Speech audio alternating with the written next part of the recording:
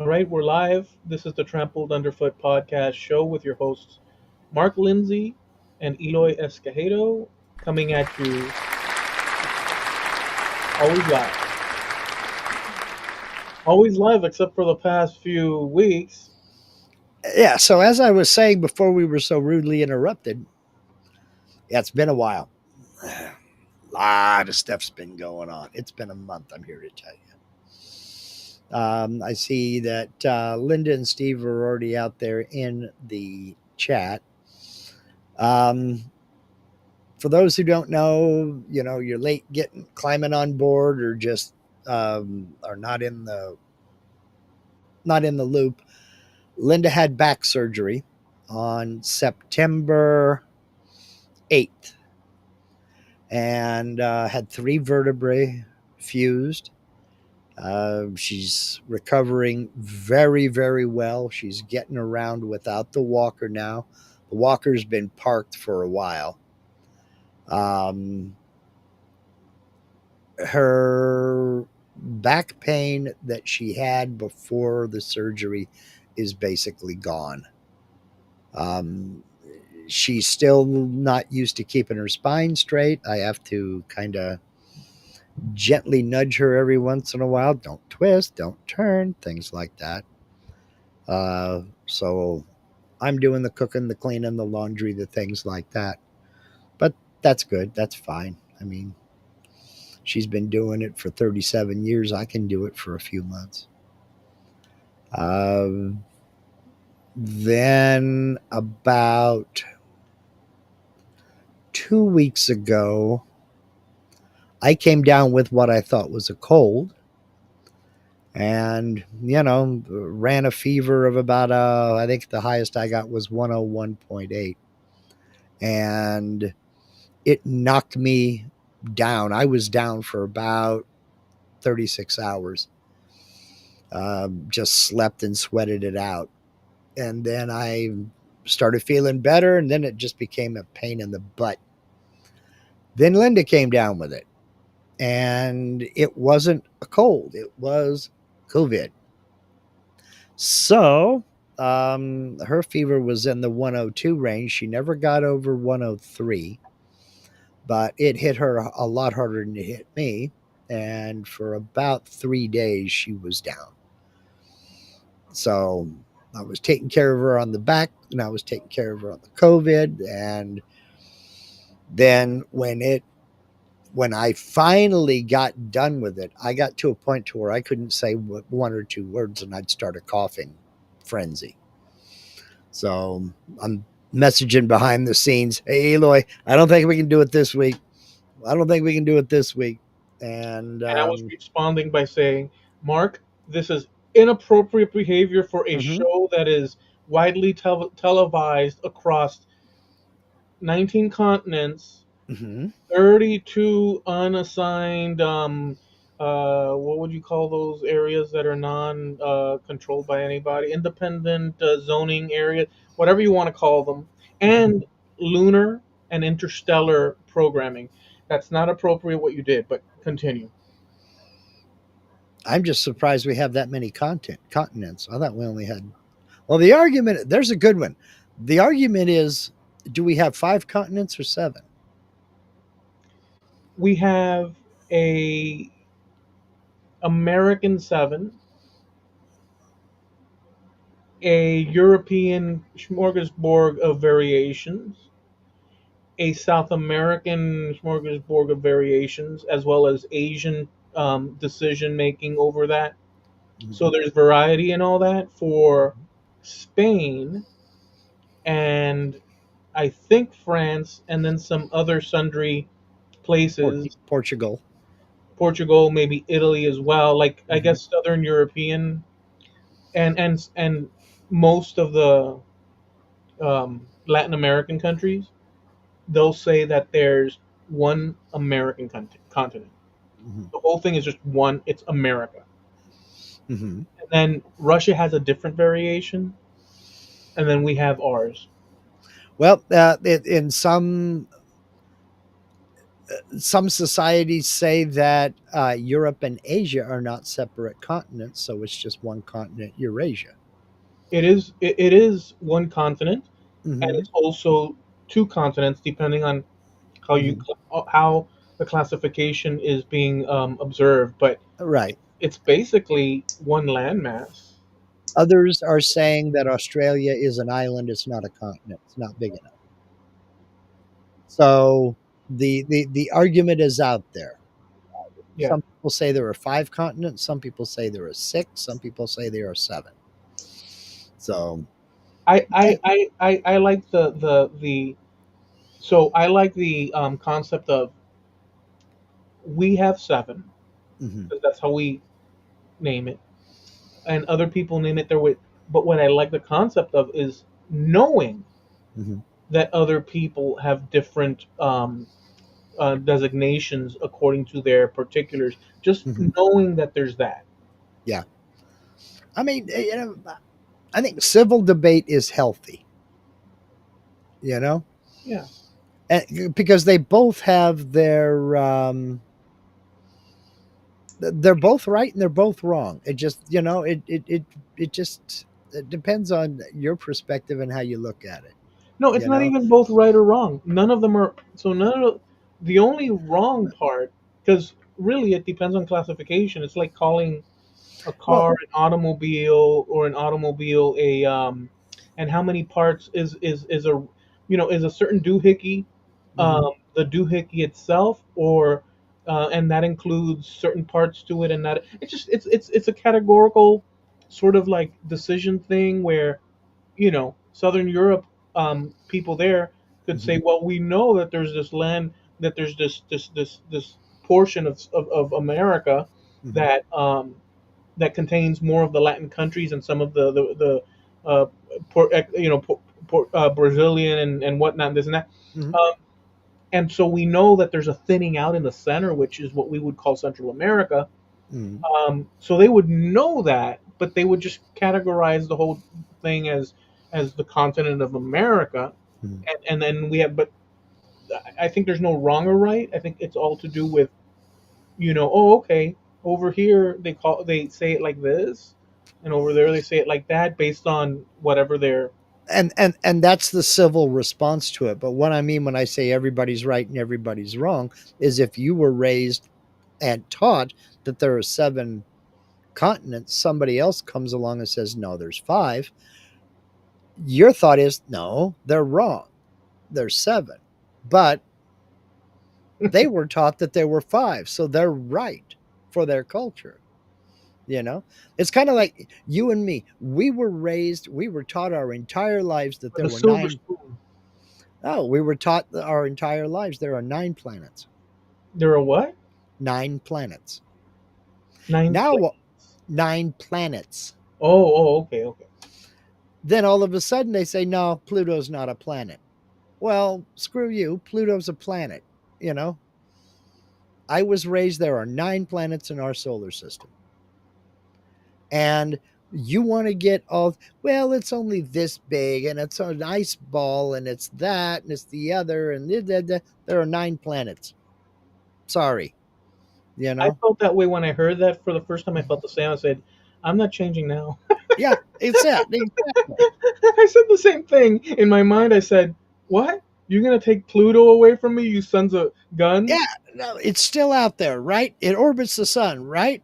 It's a planet. And funny enough, in my mind, because remember the idea that I often put on the table, which is that you know, even Mhm, though we're speaking the same language, um, that the term Pluto mhm. for you might mean the planet, and then extra stuff, maybe the image of it in your mind, this and that, and maybe it might cross over with. But for me, Mhm.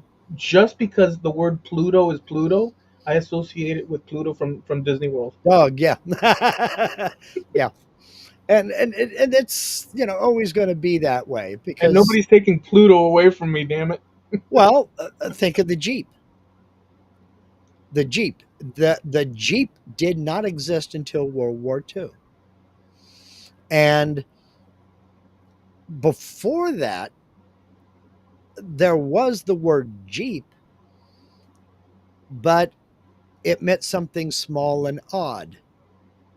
And then the Popeye cartoons came up with Eugene the Magical Jeep. He was a little dog looking creature who could disappear and go through walls and everything else. So he was Casper? a little thing. No, Eugene the Jeep. Okay, okay. And he could do anything just about. Basically a little friendly creature that looked like a dog that could do anything. And when the army requisitioned or they sent out a bunch of bids for a small quarter ton vehicle that could do this and that and the other, the troops just started calling it a Jeep because it meant this little thing that could do just about anything. And that's where the name came from, and it stuck to that vehicle. And we've known it So, that way since. yeah, but it was always a light utility vehicle in the military, but everybody called it a Jeep, which just meant that little strange thing that can do anything just about. So, For the continent thing, just to mention, because you mentioned something that actually happened to me. You said that, well, no, if you're talking to somebody and they you ask them and they say five and this and that. Um, that actually happened with a girlfriend of mine.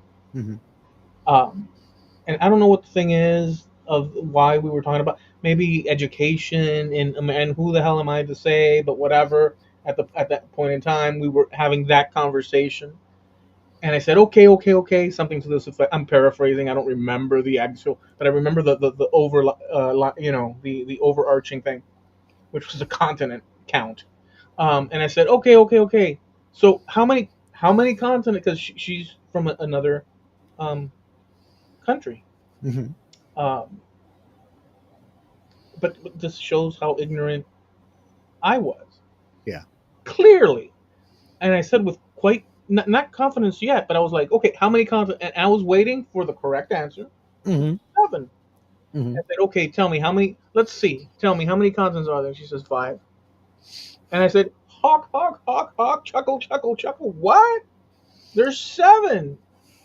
And here's the thing. She Mhm. did not push back on it. Yeah. And here's the thing about that. Number one, I was wrong even though I was right. Because I Mhm. was right in the context of the United States, like you Mhm. said, Yeah. educational That's system. what we were taught. Yeah. But she was absolutely right Mhm. because that's what she was taught. And geographically, it makes sense because that's how they're taught. And we're just talking about definitions. But here's the thing, she didn't push back. Mhm. And here's the thing. Mhm. What if she didn't push back? That was the end of the conversation because that's what happened. And now I left an impression on her that since she didn't push back, she probably felt that she was corrected. And Mhm. now she thinks, no, there's 7 continents. I don't know how that works because I was taught different. But, or she could have thought this guy's an idiot. Like, you know what I'm saying? Yeah. So, Yeah. Oh, here he goes again. I'm not going to try to correct him. Yeah. so now we have a situation where all these things in that Mhm. moment, and it's based on ignorance, my ignorance in knowing that there's variations to that degree in other countries. But see, you know that now. You did not know that at the time. Yeah. Hence, So you're looking back in hindsight. It's real easy to say, "Oh, yeah, I and kind of went a little bit too hard on that." and that is the key with this ignorance thing, which we've Mhm. talked about before, where it's perfectly all right, in my opinion. Mhm. And I think it should be at least considered a potential universal at some level. In that, of course, I'm ignorant over a ton of things, Tons of stuff. Yeah. and when I say tons of things, think of everything you can't think of because you don't know that you don't know it, kind of Yeah. kind of Yeah. layer. Yeah. So You can't know what you don't know. right, so all we can do is sort of navigate the thing. But what I'm saying is that this is an example of what you said, where Mhm.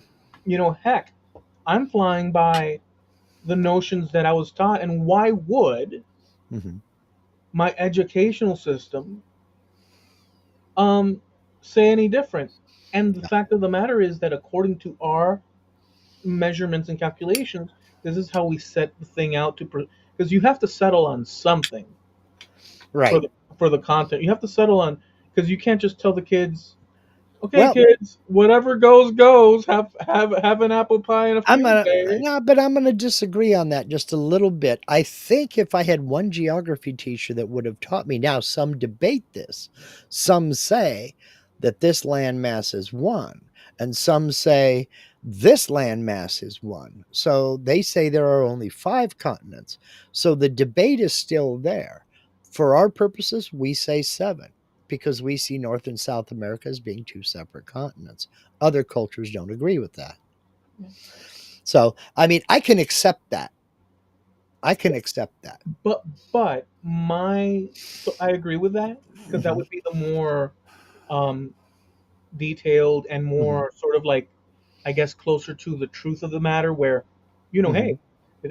other places, have different varieties. But the reason I said that it makes sense that they'd go that route is because, you know um, not only do you have to decide on something holistically across the country.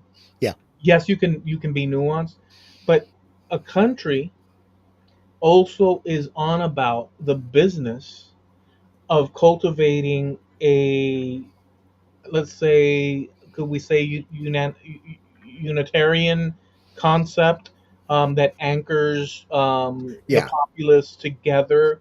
Right. But in doing that, so there's an interest in the Hmm. country, in a country, to any country, to have markers or landmarks, um, Well, yeah. flags on the ground that sort of like, Hmm. you know I can go to California and say and talk to somebody, generally speaking. Hmm. I guess maybe, and they could probably say so, and I can say, hey, there's seven continents or what, man? Well, And chances are they're gonna say, yeah, there's seven continents. well, but you have also been exposed to a different type of education system than I was because I most of my schooling was done in California, so I learned a lot about California history. I'm sure you learned a lot about Florida history in school. Um, I never learned anything about the history of any other state other than California. And I would venture to say that that's the same in all 50 states. I don't remember what I learned, but I must have learned something. Well, I mean, now I gotta engage with Jim Dockrell here for a second here. It says to be a planet, it must orbit the sun, check, be massive enough for its own gravity to form a nearly round shape, hydrostatic equilibrium, check, and have cleared the neighborhood around its orbit of other objects.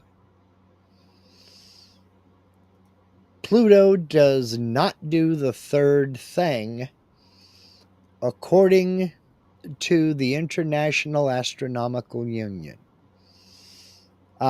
Jim is the messenger, so I'm not going to argue with Jim. I'm going to argue with the International Astronomical Union. Using their logic, every planet with a moon has not done the third thing. They've not cleared the neighborhood because the neighborhood is still populated with other objects. So, with that criteria, the Earth is not a planet, Saturn's not a planet, Jupiter's not a planet, Venus isn't a planet. I mean, go down the list. Can I interject or inject or interject? One of the two. Sure. Am I injecting or am I interjecting? Both. Okay. So, so here's what I want to throw into this Hmm. this mix here. Hmm. Can we appreciate or consider Hmm. from another angle, if we could take just a slight moment what I'm about to say in this argument or Yeah. conversation? Sure.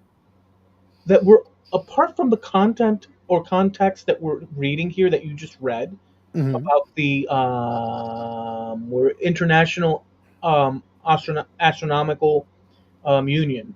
Hmm. Um, you can tell that's the first time I ever used all those three words together. Yeah, really. Yeah. The IAU. Okay, the IAU. Um, because I was working that. Okay, so can we appreciate one aspect from afar? Hmm. That organization Hmm. or union, what did they just do in 2006? Yeah. Was it 2006? Let me see. Let me Yeah, see. that says the criteria was developed in 2006. Here's the thing. This is a circular situation going. Hmm. I'm not saying illogical according Hmm. to what Jim laid out. I'm saying circular because, and this is what I want to bring to the fore. This group of people that I'm sure are scientists and cosmonaut type and all this and that. Well, we would hope so anyway. We'd hope so. They refined Hmm. a definition. They refined a definition um, based on their criteria. Hmm. Logical as it may be, they decided, well, it's not doing that, so we're going to exclude Pluto. Hmm. Therefore, it's not a, because in order for, so they're the ones that shifted the definition enough that it excludes now this thing. Now, here's the thing: why is it circular? It's circular. They're the ones saying no, it's this now, and we're the authority to say that the definition is now changed. And then the excuse is that we're the professionals because, and I'm not arguing that Hmm. there's professionality in it. I'm not Hmm. arguing that there's not logic in it. I'm not arguing any of that. What I'm arguing is it's something like what you've said in the past in previous episodes. It's the same principle you've said in the past. Okay, Elo, and I'm paraphrasing it, but you're gonna remember it Yeah. now. Once I say it, I think you're gonna remember it. You said, "Do I have a catalog of your shit or what? Probably you do, yes. Do I have a catalog of?" Sometimes it's scary, but You said one time that okay, Eloy, and I forget the actual reasoning behind the, but you said, Eloy, if you think of colors, Mhm. what is to say? I'm paraphrasing. What is to say that what you think of as green or orange or blue, you use the color, and I see it. Who is to say that what you're seeing is the same color and you're observing it? Like you said something like Yeah. that. I don't know if you remember Hmm. now the Yeah. context of that. That What was your perception of like the color green is the same as my perception of the color green. Does it look the same to you as it does to me? I mean, we can both pick up a leaf and say, "Yes, that's green." But I can't see through your eyes, so I don't know if you're seeing the same thing I'm seeing. okay? And But why we can agree that the color of that leaf is green. is green? Mhm. Right. All I'm getting at is this. What and I guess that fits into this somehow. Mhm. Um, this group organization decided to refine a definition, Mhm. and they're suggesting by doing so Mhm. authority Right. over classification of planets, Mhm. and they updated it, and I'm not claiming that they're not using Mhm. logic and the science of it, and they're saying this and that. um and that's circular because you can just might as well say what you said, well, or what I said. Well, look, fine, that doesn't have that, but oh no, you didn't say that. You said something else. You said that, well, other planets don't have that third feature. We'll see what Jim says, but Mhm. um um you threw in a variable in there. What I'm getting at is this: everything, it's kind of like fruit. Mhm. Is a tomato a fruit or vegetable? There's a lot of things that, I'll end it with this: definitions. And this is a great example of what Jim brought up. And I'm not trying to argue that no, it's not Mhm. reasonable or is or this, not. What I'm arguing is, or putting out there in the mix, is that definitions are guide guideposts, or even if they're refined, block words or sentences or paragraphs that are like boxes to fit in like things to allow people to walk over to that concept, pick up that word or phrase, and hand it to another person during a conversation so that they're on the same sort of more or less level. But specificity, like let's say, like, Mhm. hey man, the color white simply is this. And then you say, but Eloy, it's got a tonal difference compared to this one. So it's not white. It's Marrakesh white. Mhm. Whatever. Um, Definitions are always placeholders with Mhm. wiggle room until the context that it's being used in requires everything else to collapse, and you need to hold on to. So if you Well, say, Eloy, a car is made of this particular material, and I say, right. that's not true, Mark, and then you say, yes, it is, because I'm talking about this car, this material from this year, then I Mhm. have to collapse my wiggle Right. room. I get you. I do get that. My question of this is, who are these people? I don't like them already. No, it's not that at all. Hey, I'm kidding. Who put them in a position of authority? Who decided that they are the ones who's going to decide the criteria of what a planet is? You know, you and I could form a federation of popsicles and decide that root beer popsicles don't exist. Never mind the fact that millions of people worldwide like root beer popsicles, but we have decided we are the International Popsicle Union and root beer popsicles don't exist. And here's the thing with that, I have to add to that. Using that root beer, and by the way, I love not root beer popsicle. I'm sure I love them. I don't know Mhm, that I've had them. But I do love root beer mhm, lollipops and all that. Let me just add, those are good. Um, so the idea of of definitions, the idea of definitions, and the decisions made is also contingent, as we've talked about also in the past. mhm, And you've mentioned it when we talk about terms used in the mhm, 30s and 20s. Or you've even mentioned, or we've mentioned, dialects and this and that, mhm. um, whether Coke Pop or this or that, soda, this and that. Yeah. Um, if the population at large is so enamored with Pluto that they will continue regardless of what the IAEU, what was the thing? IOU, IAU. I IAU. IAU, yes. If the population at large decides that Mhm, Pluto's a planet, they don't care whether or not mhm. it has a doggy nose and Uh, floppy ears. It's going to be a planet, and period. Common usage is always the deciding factor. If we continue to say, screw these people, there are 9 planets and Pluto's one of them, who's to say that we're wrong? They can say that they're wrong all they want. But what this appears to me, and here's the deciding thing. And again, Jim, I'm not arguing with you. I'm arguing with them. You're the messenger. All right. I'm not going to argue with you. Um, the thing about this is what it appears to me is to be a bunch of stuffed shirts got together and said, no, we're going to decide for people. I've never heard of this organization. I don't know. Is it 3 guys in Leipzig who get together at a pub every weekend and make decisions for other people? I don't know anything about them. What I'm wondering is who put them in the position of authority? They did. Exactly. And that's to my point about you and me forming the International Popsicle Federation and saying root beer popsicle.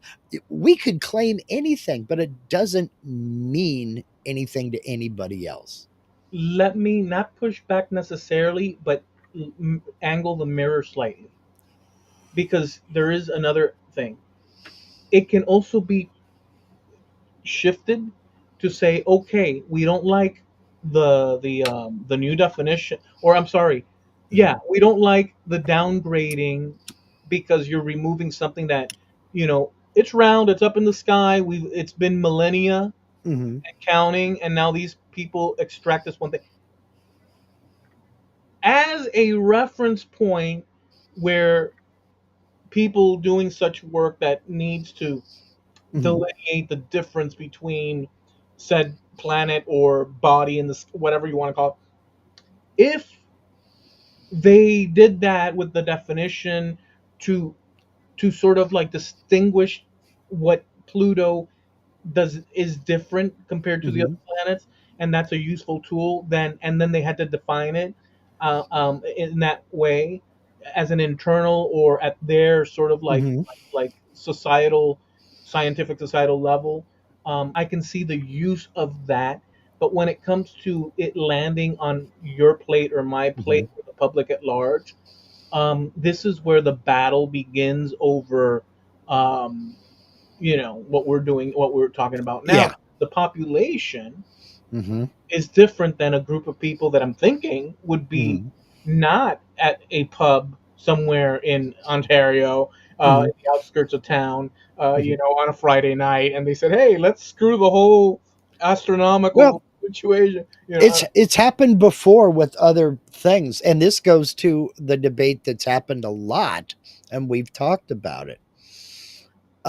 Where we say aluminum and the Brits say aluminium. So do the Aussies, so do the Kiwis. I don't know about Canada. Do they say aluminium or do they say aluminum? I really don't know. Asking for a friend. It was the Sir Humphrey Davis, the man who discovered the element, identified the element, and placed it on the periodic table, was at first he wanted to call it alumium, but then he decided no, that didn't trip off the tongue. It was kind of difficult to say.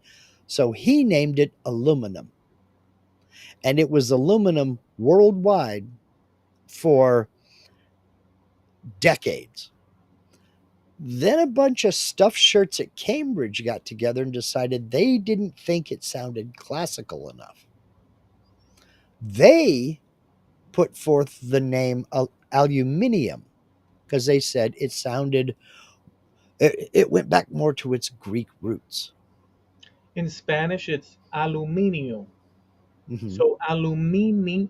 So if you think of the different aluminio, aluminium, that in that sense you could see how there's something, and we say aluminum, Yeah, aluminum.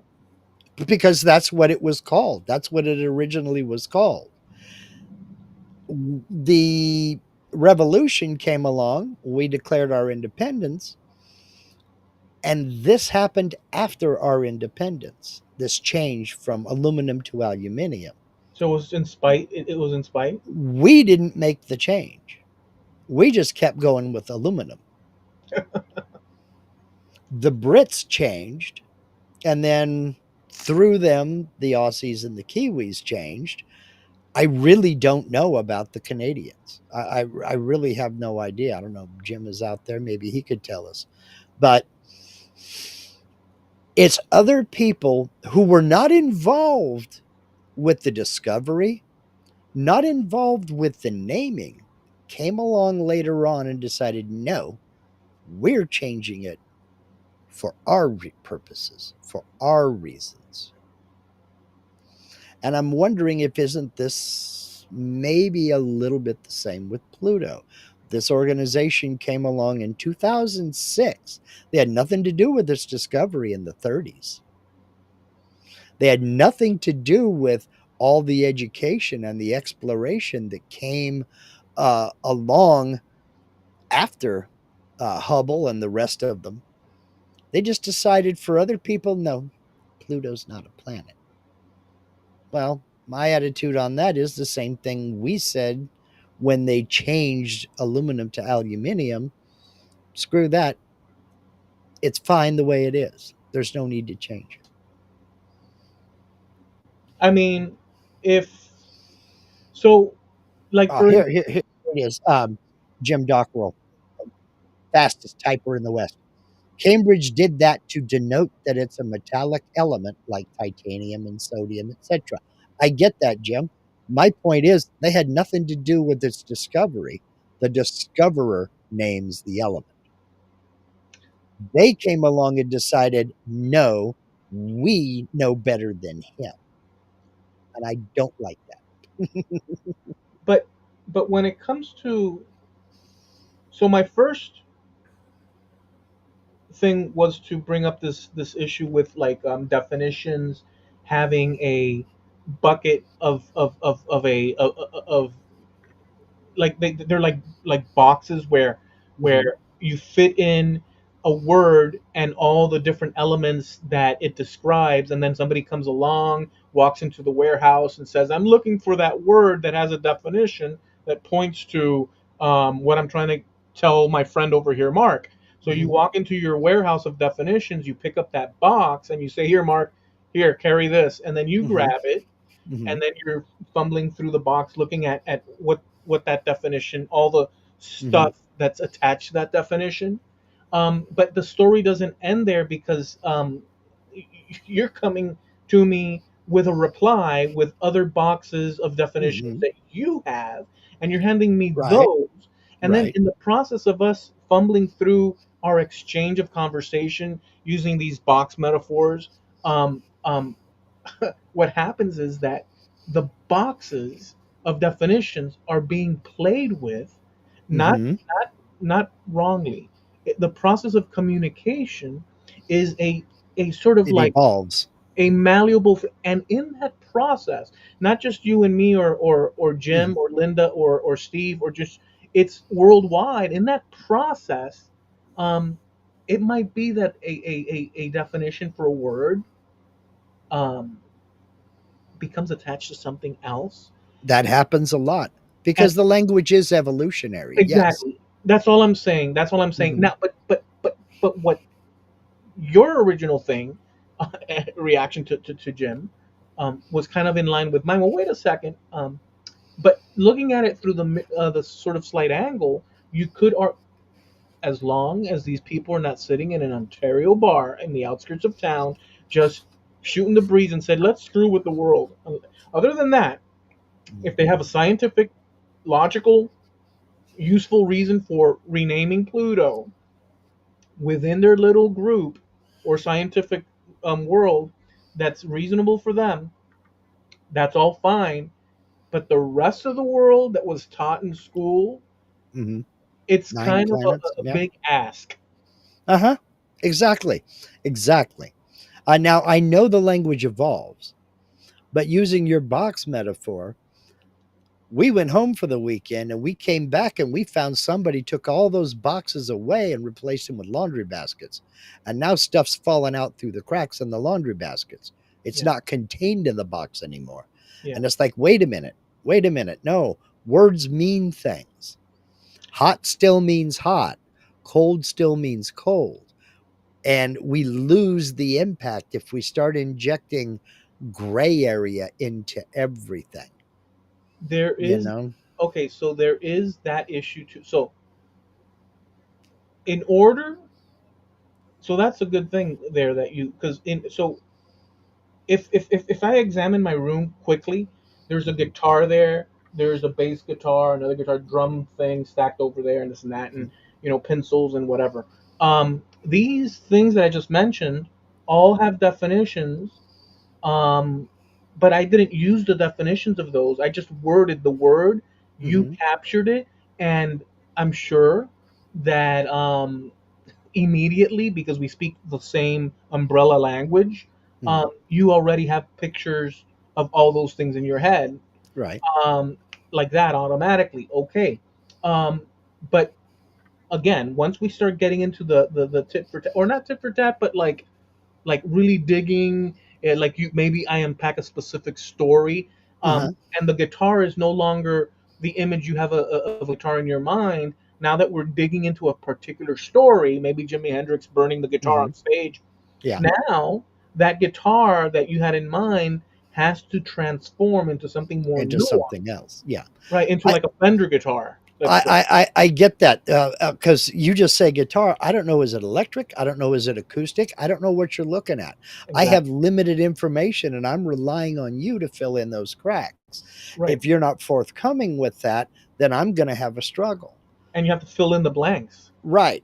But what I'm talking about is people coming along when you go down to Walmart and renaming all these things and leaving you a post it note with the new names.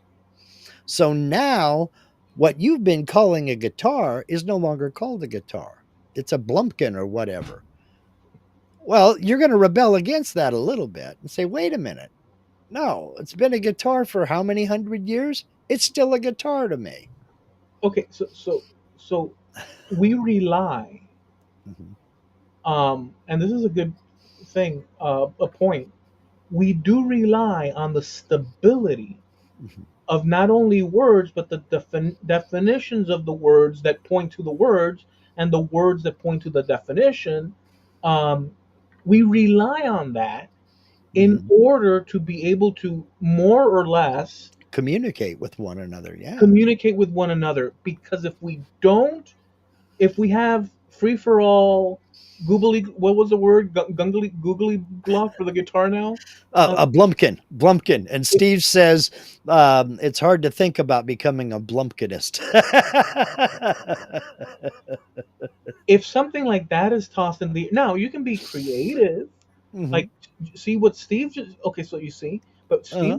what Steve just did there was that he took an absurdity, Hmm. And made it more absurd. made it more absurd, but in so doing, he's even though he's being absurd with it and joking, in Hmm. so doing, we now have a situation where all of three of us, four or five of us, Hmm. or more, are now thinking about, well, in an absurd sense, we can use that in replacement of a guitar for the joke, Uh-huh. and so this, but if enough people, if it's aired on TV, if it's this and that. Eventually, you'll see it find its way, at least in the urban dictionary of definitions, and eventually it could end up in like an official, just because you made a joke, Steve grabbed onto it and it became a thing. Jim says blasting your Blumpkin sounds dirty. I wonder who's going to be the first one to Google Blumpkin. Be careful where you no, I'm not going to say that one.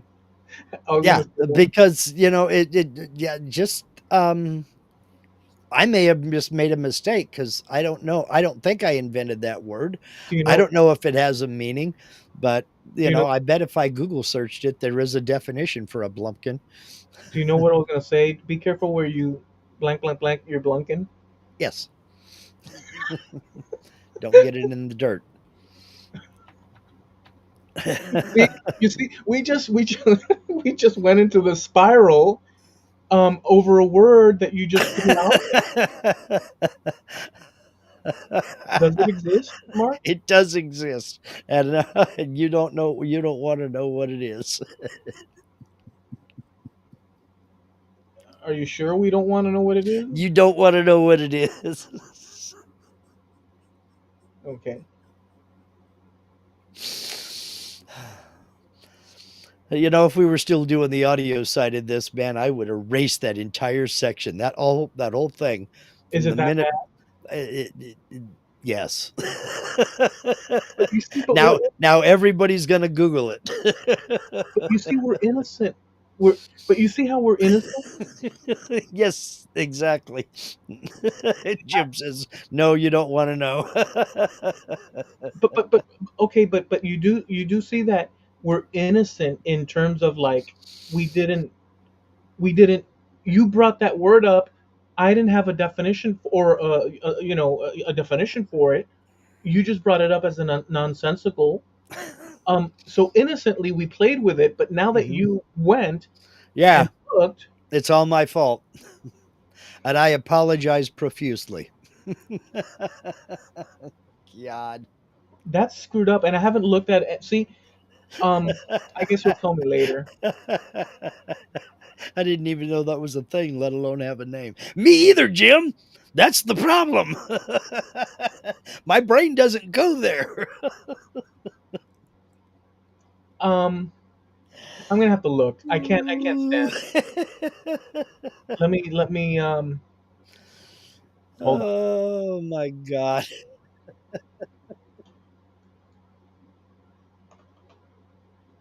Let's see.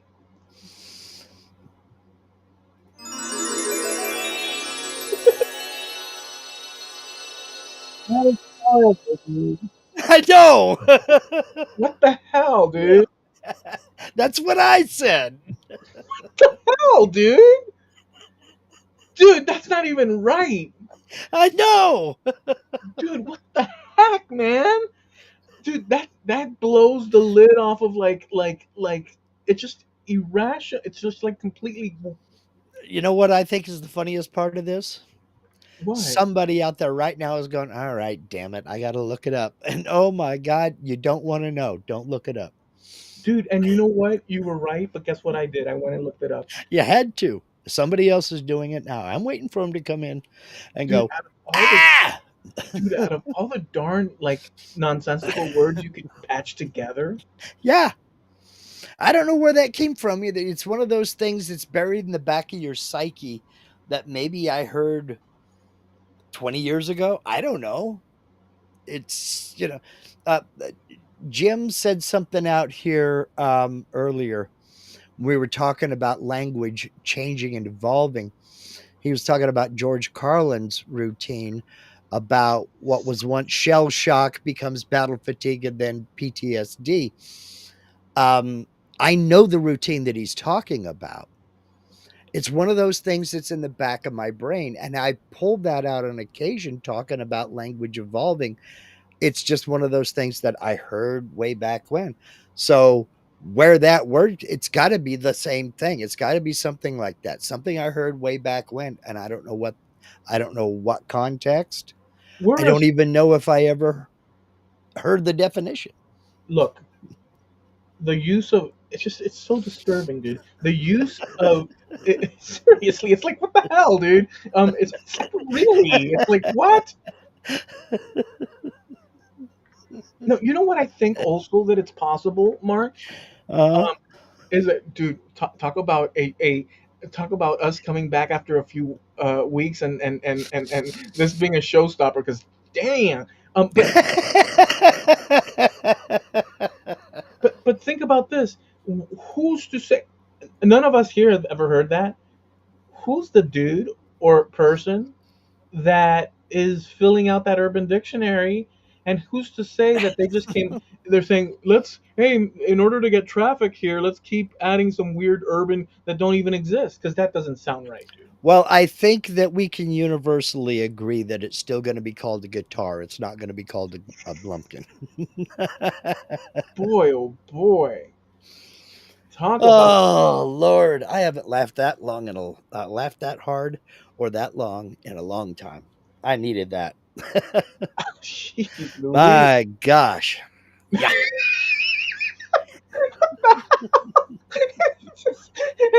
And that doesn't and your reaction still doesn't do it justice how No, it terrible. doesn't. That's what I'm saying. You don't want to know. You don't want to know. And I should have listened to you. Yeah. That's another lesson. Well, that kind of derailed the entire conversation. So, where do we go from here? We have to go somewhere. I wanna add I want to add a different within the same not this same thing but what we were talking about before. Okay. Um, another issue with or just an example is there's a Spanish genealogy group Hmm. on Facebook, and one day a gentleman comes on there Hmm. and takes issue, and he's a Spanish gentleman Hmm. uh, from Europe, and this is a European organization or Iberian, but Okay. and he comes on there and he says it is incredibly incorrect. This isn't the Spanish world, but you'll see how Hmm. this fits, broadly here. For people to add names, surnames on their genealogy trees and such and this and that, as as an example, De La Fuente. Um, um, what's that famous De La Renta as an Hmm. example, or Della Hmm. or De. the Espinoza, they like the day, the DE. Hmm. He says that that is, and he points to the official Spain um, uh, organization that works on. It's kind of like the same as Webster. Hmm. On the dictionaries and whatever. Yeah. Yeah, they're the official Spanish government of this is how the language. These are the variations on the words Hmm. and how to pronounce and spell them. Yeah. Here are a few variations if allowed, Hmm. and the proper context. Okay. Okay, anything outside of that falls into the neighborhood of like you know poor usage or colloquial Hmm. variations and this and that. Well, this guy stood there and pointed to this thing, and here's the thing: there are endless Spanish um, uh, tombstones, Hmm. documents, um, birth certificates, Hmm. baptism, death documents, land purchases, Just where a millions. yeah, just endless, where the person is not just, let's say, um, Juan Fuente, Hmm. which is Juan John Fountain. Hmm. It's Juan of the Fountain, Okay. and so Juan de la Fuente. Hmm. Um, whether or not the official body recognizes the Della as part of the thing, Hmm. this guy that went on that group pushed it above and beyond because what we were talking about, population practices, Hmm. by the sheer fact that they just basically practice a said Hmm. change of word, they affirm it Yeah. as official. That's all it's needed. That's all it's needed. If a word becomes Hmm. commonplace that all Americans, or Hmm. not all, but whatever, a great percentage of Americans are using a word, Hmm. there could be some guy at Harvard. And he could say, no, no, because in the 1700s and this and that, because this, that, and the other. And he'd be right. But the sheer fact that the public at large is practicing the Yep. usage, it has become a word. Right. Um, uh, Over in Europe, things are a little bit different. There are actually government agencies, and I know this is the case in France and Germany, where they actually have official lists of what you can name your child. If you want to name your child anything that is not on one of these lists, those names will not be recognized and they will not be put on any birth documents or anything like that. Okay. So, that for, I mean, this has been going on for, in the case of Germany, a couple of centuries. In France, I don't know. I'm not sure exactly how long it's been going on. I know France just recently relaxed that law. And immediately after that, people started naming their kids what they wanted to name them. Instead of Jean Claude, they had other names they were using. The number one name for boys the year they relaxed that law was Kevin. But before that, you were not allowed to legally name your child Kevin in the entire country of France. Now, what they did in France and Germany, they decided the government can tell me what I can name my child on official documents, but they can't regulate what I call him. So his name may be Hans on official documents, but if I want to call him Timmy, I'll call him Timmy and answer to nobody. Right. So once again, popular usage trumps all of that stuff. Yeah. So a bunch of toffs somewhere in Cambridge can decide that aluminum didn't sound right. It needed to be aluminium. But millions of Americans just don't give a damn. Aluminum was good enough. You know, a bunch of toffs somewhere else can decide Pluto ain't a planet, but there's a millions of people worldwide who just don't give a damn, and Pluto's still a planet. Depending on where this um, decision to double down or to maintain Mm-hmm. a definition um, is viewed, Mm-hmm. the context around it, the importance or the gravity of why or why not to adopt a definition or word that matches an official or non-official, that will matter depending on the circumstance and topical question at hand, Mm-hmm. and the application. So you and I um, are aware, as everybody else here, that that happened about Pluto. I was aware of that, Mm-hmm. but my reaction was kind of like yours when I heard whenever that came out on the news. I was like, Mm-hmm. they're not. I seriously, I thought the same thing as you. I said, no. I like Pluto. I mean, Mm-hmm. I've never been to Pluto. Uh, No, it doesn't hurt anybody being called a planet. Doesn't hurt anybody. right now, the scientific validity and accuracy based on advances in knowledge and this and that Mm-hmm. would have to be a situation where it was so obvious, like water boils at a certain temperature.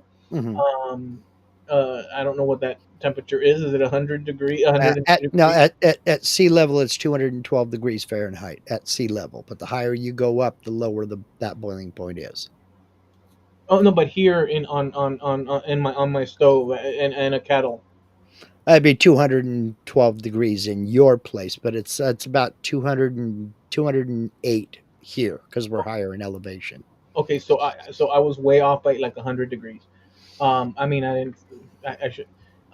So the once a concept word definition is as clear. Well, that's a good example too. I had no idea that it was Mm-hmm. 200. Let's say 200 flat, 208, 200 boiling temperature. Um, all I had to do was look that information up. Let's say, Mm-hmm. but it just didn't even. So I was ignorant about that. But I know that there's a boiling point. I Yep. know it's not zero, but if I would have thought through, I would say I could have a fever of like 101, like you were Mm-hmm. suggesting earlier, and that's not boiling. I mean, I might feel No, like it's boiling, so I could have used logic to say, well, wait a second, go higher, Eloy. I didn't do that. I went no. with an assumption, jumped it, but you corrected. But No, well, no, in Celsius, you're right because boiling point is 100 Celsius. yeah, but I don't. The thing is, Yeah, that would be don't a use Celsius. that would be a good get out of jail, but that's not going to work. But because I use it. But the point is that we were working around the theme of boiling water. Hmm. I jumped the gun, and you corrected, and but we're still playing in that arena. Um, unless a definition becomes so obvious that we can do that and say, um, with quite logically, Mark, Pluto, everybody knows it ain't a planet because of these facts. And Hmm. even though for 1,000 years, people and if it became as commonplace of a thing we knew as water boiling or Hmm. as I don't know what a palm tree is, it's just stuff like that, Sure. then that would be different. But until that time, for people out and about, I mean, it's Pluto. It's a Yeah. Sure. And it's also going to depend. It's also going to be less important as time goes on because everybody born after 2006, once the textbooks were changed, everybody born after 2006 has been taught there's 8 planets okay. and that Pluto used to be classified as a planet, but it no longer is. That's a good Then point. pretty soon that little asterisk is going to be taken away and it's just there's 8 planets and Pluto, That is a you good know. point. So but that's also another way language evolves. With the passage of time, facts change and Yeah. new technologies come out. You know, um, the the German language, for instance, it was the Grimm brothers that ran around the country and they collected all of the German words and they created the first German dictionary. And it was decided by all of the governments. Germany didn't exist. There were a bunch of different city states. You know, you had Prussia, you had Bavaria, you had Rhineland Falls. Uh, so they all got together and they all agreed this is the German language. There are no other German words. Okay, that's fine. But then technology came along. Pretty soon you got the internal combustion engine. Well, there is no German word for an internal combustion engine. We developed, along with the Brits, at roughly the same time, we came up with the automobile. There's no German word for automobile. So they had to take a word from another language and adopt it. But it's not a German word. They call it auto, A U T O. They just pronounce the AU as ow. Um, Photograph. They borrowed from the French. Things like that. As technology came along, 100 years ago, there was no name for a smartphone or even a telephone. It had to be developed. So language evolves in many, many ways. So to sit there and say that, well, this is all the words of this language, can you really say that? Because new things are going to be added all the time. No, there's always going to be more things added in order to describe, not only new things being invented, but new applications of things like the process of something. Yeah. Maybe somebody grabs a, I'm looking at the plastic solo cup, and they tie a rope to it and to another one, and they put it on their ears, and now they're a solo cup telephone pretend time fun, Yeah. whatever. People invent, or they invent things, or there's different usages, or something Hmm. novel comes out of something being used in a unique way. A new medical procedure, a new drug. I Right. mean, there's all kinds of cases where something new comes along, and it comes along every day. The way technology is moving now, there are new things being discovered every day. Somebody's got to name them, and 99 times out of 100, it's down to the person who discovered it. And I just have a problem with, and this is my overall thing here. I just have a problem with people who think they're smarter than you and me coming along and telling us, no, you're not supposed to peel the banana by grabbing that part. You're supposed to turn it upside down and bite the tip off. Screw you and the white horse you rode in on. Been doing it this way my entire life, and there's nothing wrong with it. You know, I have a problem with people who think they know better than you and me about something we've been doing our entire lives. You know, I could look at you tying your shoelaces and maybe you put left over right first and I put right over left first. It doesn't matter because I believe in live and let live. If you want to put sour cream on your french fries and ketchup on your baked potato, I say go for it. I put left over right. I go like this, left over right, and then I pull them, and then I grab the two little loops, and then I do the thing. Do Yeah. you go left over right, or do you go right over left? I've never thought about it. I've never thought about it. I couldn't tell you if I go left over right or right over left. And it wouldn't do me any good to get up and go walk into the bedroom because all my shoes have Velcro now. I'm old. I don't have time to dick around with shoelaces. I'm old. Um, so the idea of all this can have implications that are more serious than what we're discussing necessarily, where whole interconnected definitions are wrongly, in our minds, associated, and all of a sudden you can't communicate with another person in the same darn language over Yeah. certain particular things. Right. So this is why this sort of unified field of, like, standards Mhm. and definitions are important. It is important to have, well, look, this is the definition of a hibiscus tree, you Yeah. know, and then under that they Hmm. typically are found and grow in these locations. Yeah. I mean, it's important to have that there in waiting, Hmm. so that when I come along and I'm having issues in trying to communicate something to do with flowers that happen to cross Hmm. into that territory, I have something Yeah. to lean on. Yeah. Yeah. But you and I both know that we're talking about hibiscus trees. You may be talking about a red one and I'm talking about a pink one, but that's the only difference. We both know what these look like and we both have been we're able to transmit the information and be understood. Right. But And that's just a at the placeholder. end of the day, that's what it's all about. Right. And then that issue with whether it's pink or red, um, or what location we're talking about in which Hmm. the conversation, that's then dug in further Hmm. in our conversation. But we have to have some starting point. The Hmm. problem occurs when the starting point definition becomes rigid in terms of no, no, like as an example with the hibiscus, no, no, they only grow in Hawaii, Hmm. and that's the end of the story. Everything else is this, that, and the like, whatever you want to say. And Hmm. but you're the rigidity over that sort of Hmm. definition. That's when we run into. So that's when we run into issues with kind of like even the Pluto thing. Hmm. We had enough wiggle room to play with the idea, but there's people that don't. Yeah, sure. There, I'm That sure there are just as many people that are passionate about 8 planets as there are about 9. And then there's a percentage of the population that just basically they're not concerned and they're willing to go along to get along.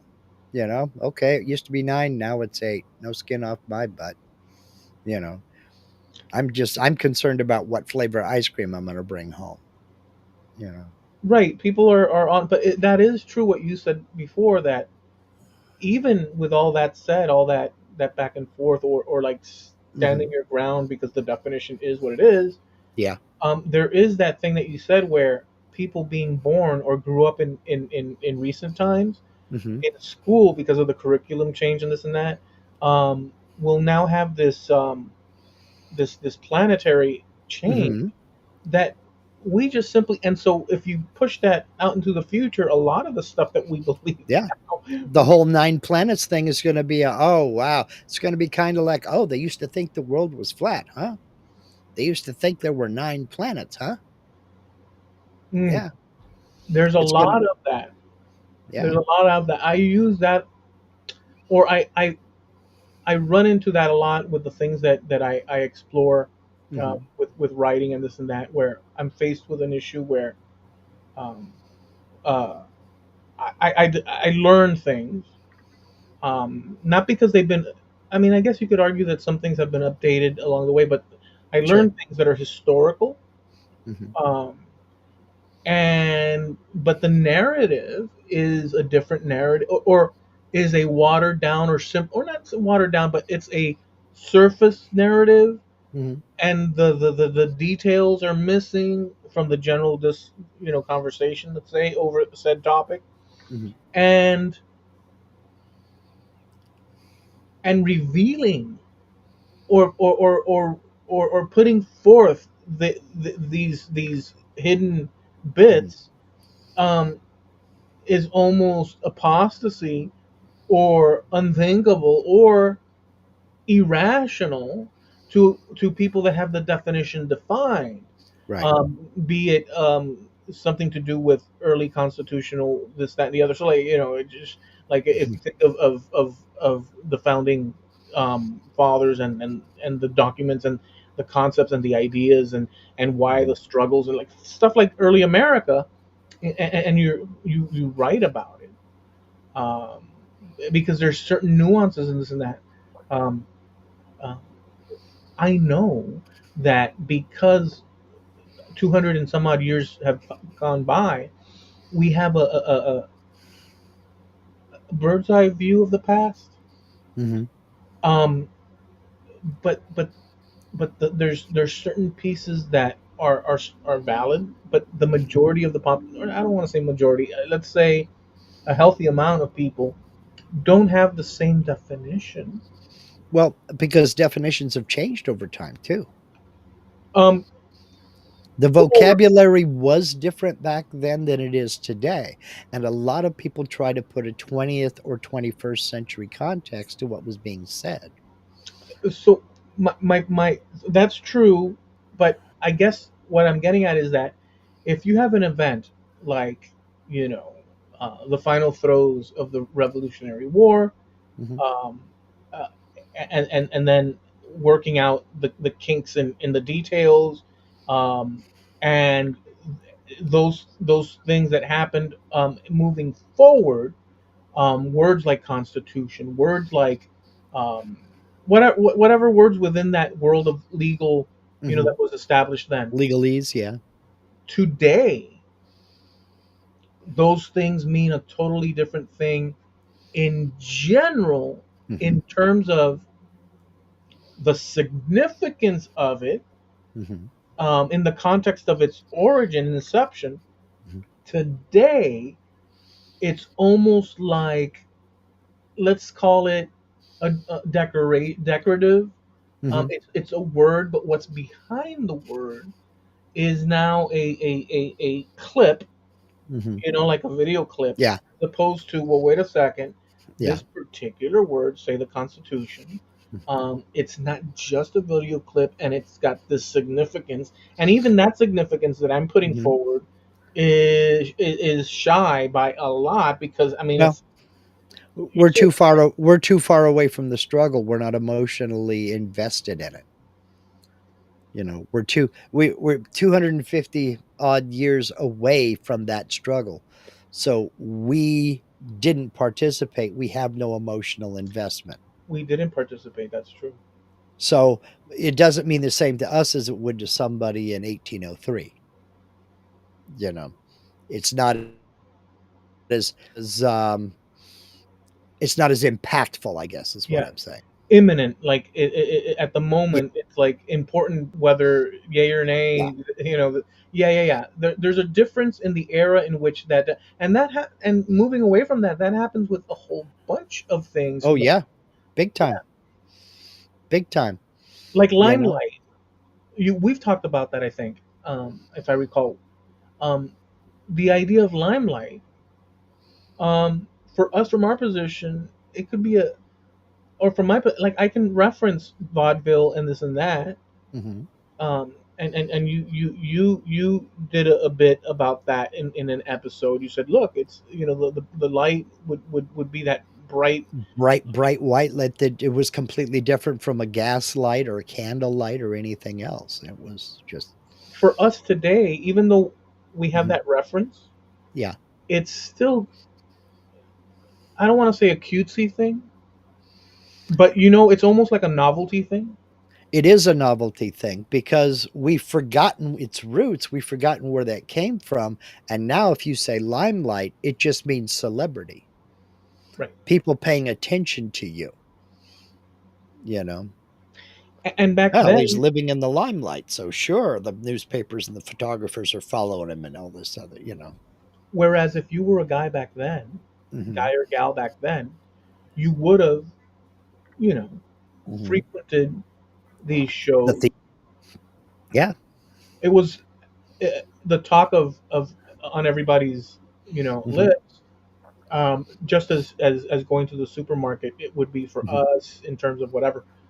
So for them, their notion and definition and images in their heads was vivid in a way that it isn't for Hmm. us at all. Yeah. Just the fact that I can see what's going on the stage from 18 rows back, and I can't see my own mother across the living room at home because we have a fireplace, you know, Or and a couple of tallow candles. and even that with the living room, because Hmm. it brought me to this. I saw a picture on Facebook, one of those, America in Pictures and Hmm. History. Like, there's a bunch of cool ones there. Yeah. I don't know if you've run into it, but there's some cool ones with, like, the old timey.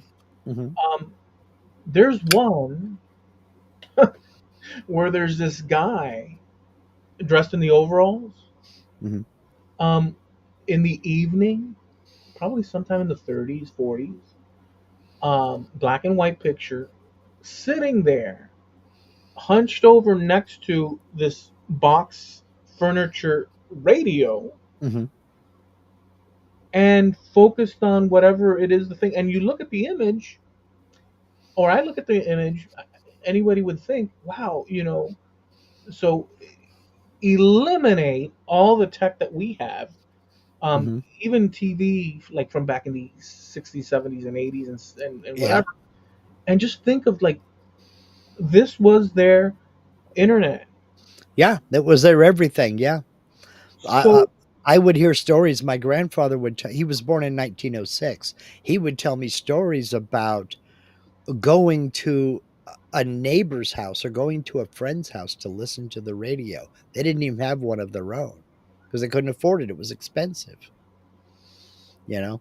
And then going downtown to Sears or Montgomery Wards or one of these big stores and standing on the sidewalk out front and watching TV, seeing television through the glass in the window of a department store because they didn't have the money to buy one. They couldn't hear it, but they could at least watch actual moving pictures on this thing that you could buy and take home. yeah, You know, I mean, it had to be. the technology, he said it was just absolutely crazy. The first time he ever talked on the telephone, he didn't believe it. He said he just didn't believe it that you could get somebody's voice to go through a wire like that. That it was just insane to him. And then radio was just magic. Those were the anchor points of technology that was so important. But to us, um, what were you? What would happen? I'm sorry. Al came in. Hey, what's the topic tonight? Jim Dockerel says, Blumpkin. We all learned something new today. Don't. Don't look it up, Al. Al, Al, I'm gonna tell you something. Al, listen to me right now. Listen to me right now. Do not, and on it, do not look it up. Do not allow your curiosity to infest your brain the way it has all of us present here today. Believe you me, and I'm not even trying to tempt you, my friend. I actually had to look it up. Son of a gun. Too late. Son of a gun. Mark, tell him how that happened. This Oh, was he's going to have to go back and watch. okay, okay. I'm not going through that again. Okay, it was innocent, Al. Well, it doesn't seem that way if you look at the definition, but trust me, if you go back, you'll figure it out. Sorry about that. Um, we were actually And everybody, before you go to bed tonight, delete watch your browsing history. Delete your browser history. You don't want somebody tripping over the fact that you looked that up. and wash your brain with Irish Spring Yeah, soap. that's it. Chlorine bleach in each ear. Get a Q-tip. Yeah, Don't do that. Don't do that. Somebody will do it. yeah. Don't. We're not medical professionals or from the AIEU. What was the EIA? What was the IAU, IAU? the EIEIO. Yeah, we're none of that. So you can just Oh my yeah. gosh. What happened? What happened? Nothing. I'm just thinking about this whole night. I'm gonna And go you know ahead what? and Next blame. next week we get to start over.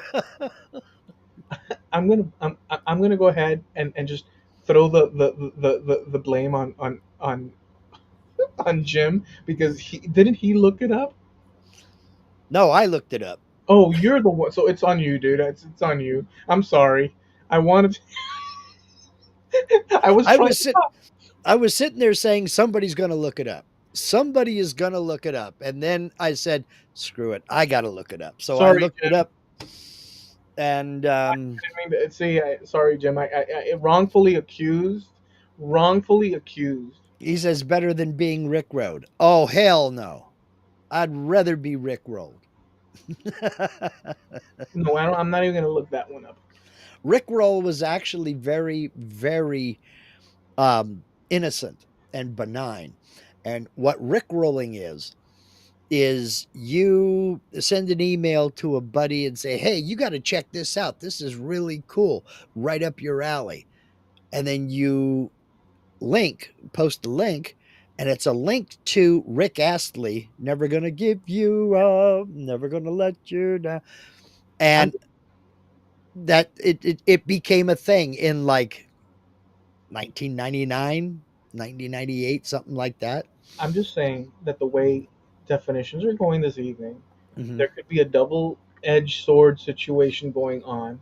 mhm, In fact, don't even look up that term. Who knows mhm, what the Urban Dictionary? But the point is that one must be now careful with the mhm. English language. Yeah, but the whole thing about the Rickroll was it was tricking somebody into watching at least a little clip of that video, because the video was lame, you know? It had the song was it was 80s fluff, it was 80s pop, okay? But the video was super, super lame, and that was the whole purpose. It was tricking somebody into watching that damn video, and, when it comes to internet pranks being what they are, that's probably the most benign of them all, Yeah, probably the most innocent of them all. yeah, yeah. And the funny thing about it is I saw him in an interview, Rick Astley on an interview, and he said it was his daughter who showed it to him. He had never heard of it. He didn't know what it was. And it was about, oh my God, it was like 8, 10 years after the fact that she said, "Well, you know what a Rickroll is?" And he's like, "No." I was like, "Oh, come on, Dad." He's like, "No." And so she had to show him what a Rickroll was. He had no idea. All he knew was all of a sudden he was getting royalty checks from it again. He said so he loved it because he was getting money off of it. Um, I I do want to bring in this one idea, or Okay. this thing that's been happening now Mhm, as of late. I don't know if you've run across it, or if you guys out there have, but in terms of video AI, mhm, there have now been popping up various clips of you'll see a car parked with a dog in it. mhm, Police officer walking up and say, "Sir, give me your ID. You've been doing 50 on this and that and this and that." And the dog or cat sometimes goes woof, and he's in the driver's seat, and he mhm. says, "Sir, what's your name?" Woof.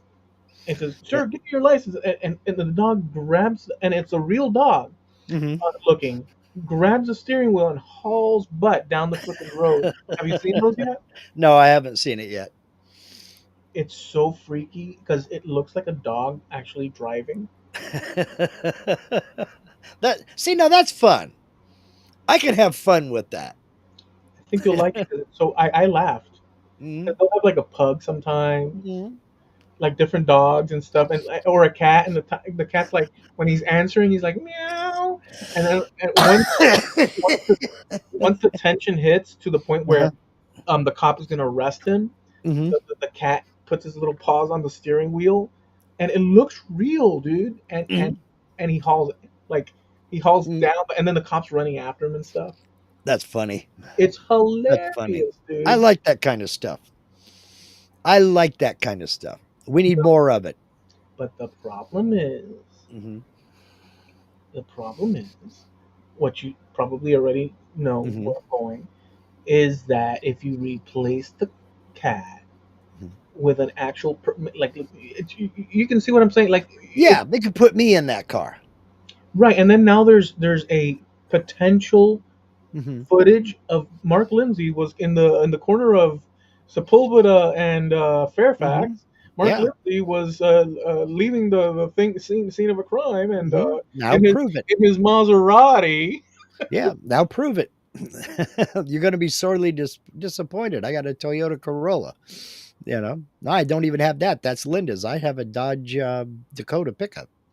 But like Yeah. it's just, one guy. Mhm, He says, this is wild, guys. This is wild. Look what mhm, I can do now." He put himself in a bank, mhm. robbing the bank, Yeah. and it's the footage. Mhm. It's him, and he's saying, "All right, give me all you got. Put it all in there. I don't got time." and it's real people. There's a lady at like a buffet, Mhm. and there's two cops there, and the Mhm. manager, and she's got like drumsticks, and they're like, "Ma'am, you've had enough," and she says, "But I paid for it." She says, "You've had 5 courses already," and like they escort her out and stuff. Mhm. I don't know. Some of this stuff is goofy. Some of it is, I don't know. I don't have a problem with most of it. I don't have a problem with most of it. The ones I have a problem with are deception, Yes. lies, flat out lies, Well, libelous or slanderous or stuff like that. if it's not comedy Hmm. obvious and it's Right. deceptive like you're saying, but deceptive because comedy is sleight of hand sort of stuff, Well, yeah, That- but I mean, you can tell malicious from not, you know. So I don't know. Uh, the creativity sometimes I'm a big fan of. The It just depends on what the subject matter is. yeah, if you're going to use it as a political or ideological weapon or a personal revenge or a Yeah. fraudulent And those that's the problem with it, is that uh, how do you regulate that? You can't, because people are going to do what they want to do, you know.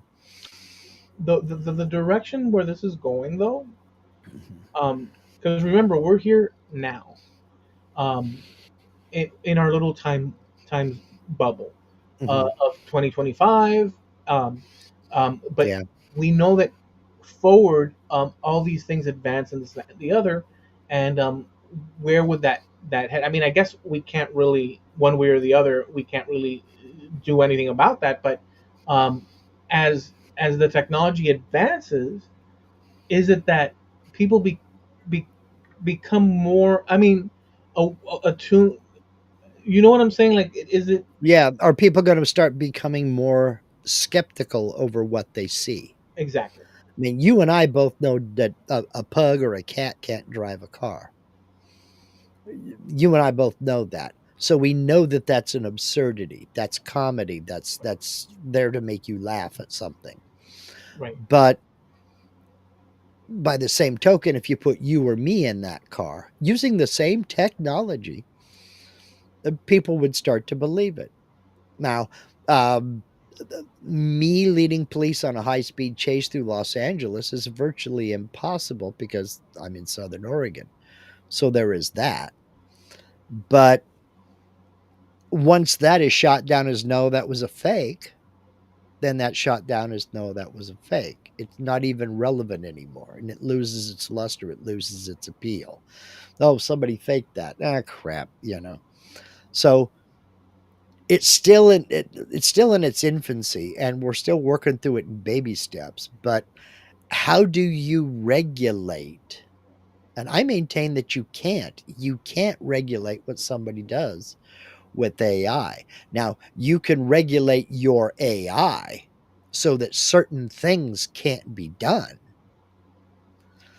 Um, but somebody's going to find a way around them, you know? There's always a way around, to a degree, a Mhm. way around. Humans are good at that, no matter Yeah. what. Well, because we want to rebel. I mean, it's kind of like our pornography laws. Well, we As see long patterns. as society says something's got to be covered up, there's going to be a percentage of the population that's willing to pay to see it uncovered. We're very good at seeing patterns. Yeah. Hu- Oh, yeah. Humans are excellent at picking out patterns. Yeah, Yes. we're very good at picking out patterns, and if there's a leak in a bucket, Hmm. or even if you're not, like, let's say, even if you're not a thief, Hmm. and you walk into a Kmart back in the day, um, at least me, I would walk and I could see this whole area is not being covered at all. Hmm. Any number of these hooligans that just walk in casually and this, that, and the other. This area here, or that thing is sitting out there, or that flower pot thing display out front. Hmm. just stuff like that. You can pick out in your mind. You can say, "Oh, that's a weakness. That's That's a weak-" unsecure. That's insecure. Yeah. stuff like that. Like just regular stuff. Hmm. Humans are good at seeing patterns and the implications over what something can. But the problem is with this technology is that I guess that's the question. As we get more techy, do we become more wise to it and Well, the, more suspicious, as you said? well, it's. I think we do become more cynical. We become more suspicious of it, but we also get sick of it. We also get tired of it. Give you an example. Um, Walmart, not too long ago, the Walmarts here in our local area went through the whole store was changed around. They went through huge refits and everything. All their displays were I changed, didn't like what they did. all that stuff. And a good percentage of the store is now in a glass cabinet. And you got to call somebody to come over and unlock it so you can get whatever you need. This is especially true back in the pharmaceutical section. Everything from cold medicine to um, razors and certain real popular perfumes and stuff like that. Uh, Razors, not raisins. I think I said raisins. I meant razors. Are all in cabinets with glass doors on them, and they're all locked up and everything. And you had to call somebody to come unlock that thing so you could get what you wanted. People are sick and tired of it.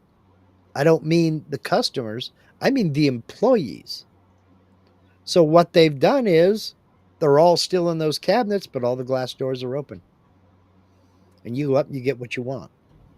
So think of how much money that store had to spend because corporate said you're going to put all this stuff in these cabinets. And the manager said, okay, they're in the cabinets, but we're not locking the doors because my employees got better things to do than run around back and forth to the same cabinet, open it up because somebody needs children's Tylenol. There's no reason to lock up children's Tylenol. There is in some places. But if they're stealing that much, I can see locking it up. But when you don't have a theft problem of a certain thing, why would you lock it up? Yeah, it's The, some companies do it mhm. nationally because it's just their process.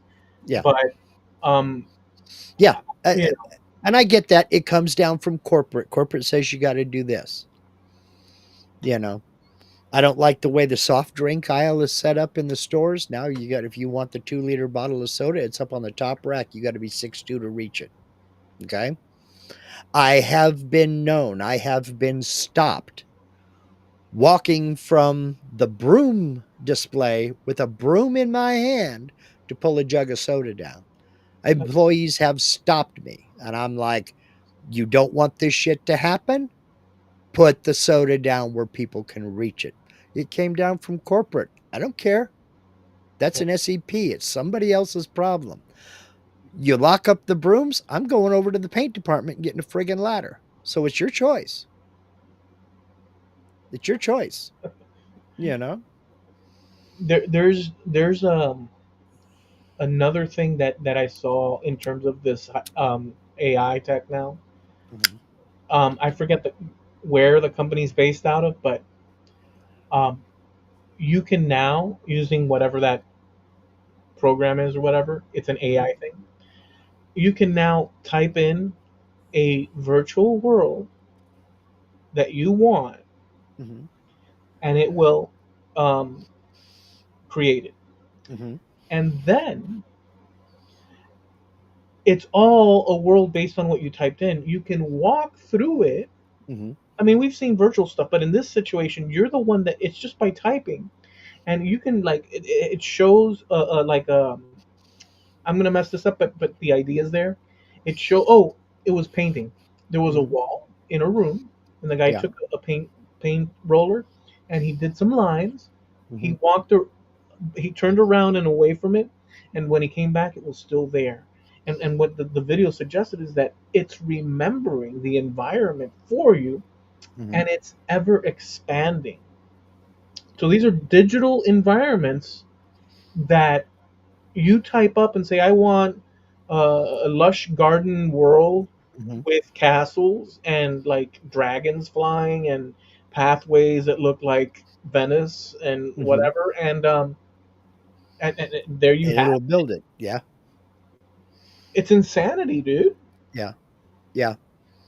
And I mean that has its place, and I think it's great. I think it's creativity in action. Some of the stuff that I have seen, there's a guy I'm friends with on Facebook who creates AI images and then uses his laser to burn those images onto various things. Right now, he's on a.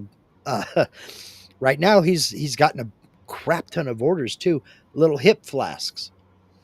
You pour a little bit of bourbon and tuck it away in your back pocket. He's doing all kinds of stuff. He's putting skulls on them and snakes and all kinds of weird things. And he's selling the hell out of these things. They look cool. So I can see why he's doing it because he's selling them like crazy and Yeah. getting good money out of them. But it's 100% AI. It doesn't exist, but it looks Well, good it's and all people want it. it's all digital. He takes an AI image and then he Oh, runs it through his laser program and okay. burns it onto the actual Oh, okay. flask and then 'Cause sells that flask. I thought he was selling just the digital. Well, Sorry. he does sell the digital art too. So if you want that pattern, he'll sell you the pattern, so you can run it through your program and do that. Um. So just with this digital thing, just as a separate, or actually it's in the same world, but I found this interesting. Um. I've been, as you know, working with. I use AI. Um. Mainly, I use Copilot, which I really love because it's an assistant. It's a virtual assistant. Its criteria is to help you along with whatever. I mean, the other ones do that too, but Mhm, I use it, as you know, as I've mentioned, to bounce off a conversation, kind of like what we're having here, mhm. but it's all typed. Yeah. Uh, but I'll push back um, on ideas like extreme, like I mean, like no holds Mhm. bar, as if Break the AI. Yeah. yeah, as if like the limits of human interaction are not, like, the kindness aspect and this Mhm, and that. With it, I say no, that's wrong. It's this and the that. Prove this, and like that kind of show me, mhm. and it's that kind of intensity. It's that kind of Yeah, intensity. Not all the time, it's also, sure. but the idea is to just push walls down and this and just Mhm, go freaking ape, mhm, crazy. Um, in the many sessions which have been so useful because it's a mirror. It's a mirror of one's own thought. I think this, and it says, "Well, are you sure?" Because X, Y, and Z, and then it's like, "Whoa!" And then so it's really a tool, yeah, um, and it's also a tool for spell checking, editing, um, yeah, form. I need this formatted. mhm, Um, Please format this so that I can put it on, and on my Substack or whatnot. mhm. Uh, Yeah, I've noticed you've been posting to Substack a lot lately. yeah, I'm cataloging all my ideas, Mhm. and things that Now, go are ahead. you using Copilot for the pictures that accompany them? No, well, I use Gemini, and Okay. what I'll do is I do two things. I'll type my piece, Mhm, with the ideas. I'll just go for broke, and then I'll take it and insert it into AI or into Copilot. I say, mhm. listen, this is the piece that I just came up with. Spell check it, and give me proper spacing between the Yeah, format it. format it for me. Please do not use any. There's this thing called M dash. Yeah, I hate it. okay. Um, it's visually appealing, but it's not me. You know. So Yeah, I'll have it organize that and any spell checking or spelling issues that might come up and this and that. Um, and then I'll ask it, if I feel that it's needed, could you please, um, let's evidence and source my claims. So I'll write a piece, mhm, I'll say what I think, but what I think has the need to evidence it outside of me, outside of my claim. So Hmm. I may have a claim because I Yeah. know it. Like, let's say I know it. I wrote a piece about the Florida, you know, the takeover, the exchange of from Spain to the United States of Florida in the 1800s. Um, like, I'll write that, and then I'm saying all these things, but I need to prove that outside of me. So I'll say I want to work on sourcing these things. So I'll go paragraph by paragraph. Um, Offer me, you know, primary sources. If those are not available, offer me, just offer me. And so then I'll start working with that, and then I'll start drawing from those the ones that I feel best accommodates the point that I'm trying to make, Okay. as additional reading material for the person that might Yeah. come and read A reference for your, for yeah, the reader, yeah, so that they can say, "Oh, okay, he said that. Is it true?" Well, he's offering this as a thing, so I can yours is check so. it. All right. So all just the whole process. I'm Sure. being honest with myself and the okay. So, um, but we let me. I'm sorry, I never told you. So I take my piece and I go to Gemini, which is the Google Hmm. um, AI. Chrome Yeah. Gemini. It's the Google AI. Yeah. It's the Google AI. I go there, I paste my piece or even a section depending on because I want an image, a specific Hmm. image. I say this is what my piece is about. I want it to be a cover image for a piece that I'm going to publish on my Substack, and I want the theme to reflect, I'll say, cartoon, um, maybe 1980s cartoon, maybe even a sci-fi magazine, or I want a sort of a flyer from the 1800s, or just stuff A like that. 1980s comic book. You know. Yeah. 1980s comic book, and then I'll give it the scene. Hmm. I'll either write a scene because I already know what I want, or I'll just give it my piece, Hmm. which has the scene locked in there because it's what I'm saying. Yeah. And then it'll produce one, and I might like it or not, and then I'll ask it for another version, and I'll play with that. And then when I find the one that I want, I'll pull it, I'll Hmm. take it to the Photoshop, and then I'll tweak it. Maybe I'll add lettering if it didn't have lettering. Sometimes it misspells stuff, Yeah. so I have to correct that and stuff. And so it's a whole process, but it's enjoyable for me because I'm saying Yeah. what I'm seeing. Um, that said, I got into a conversation with it, and I asked it because I was thinking about writing a longer format thing, um, Hmm. and publishing like for sale and stuff.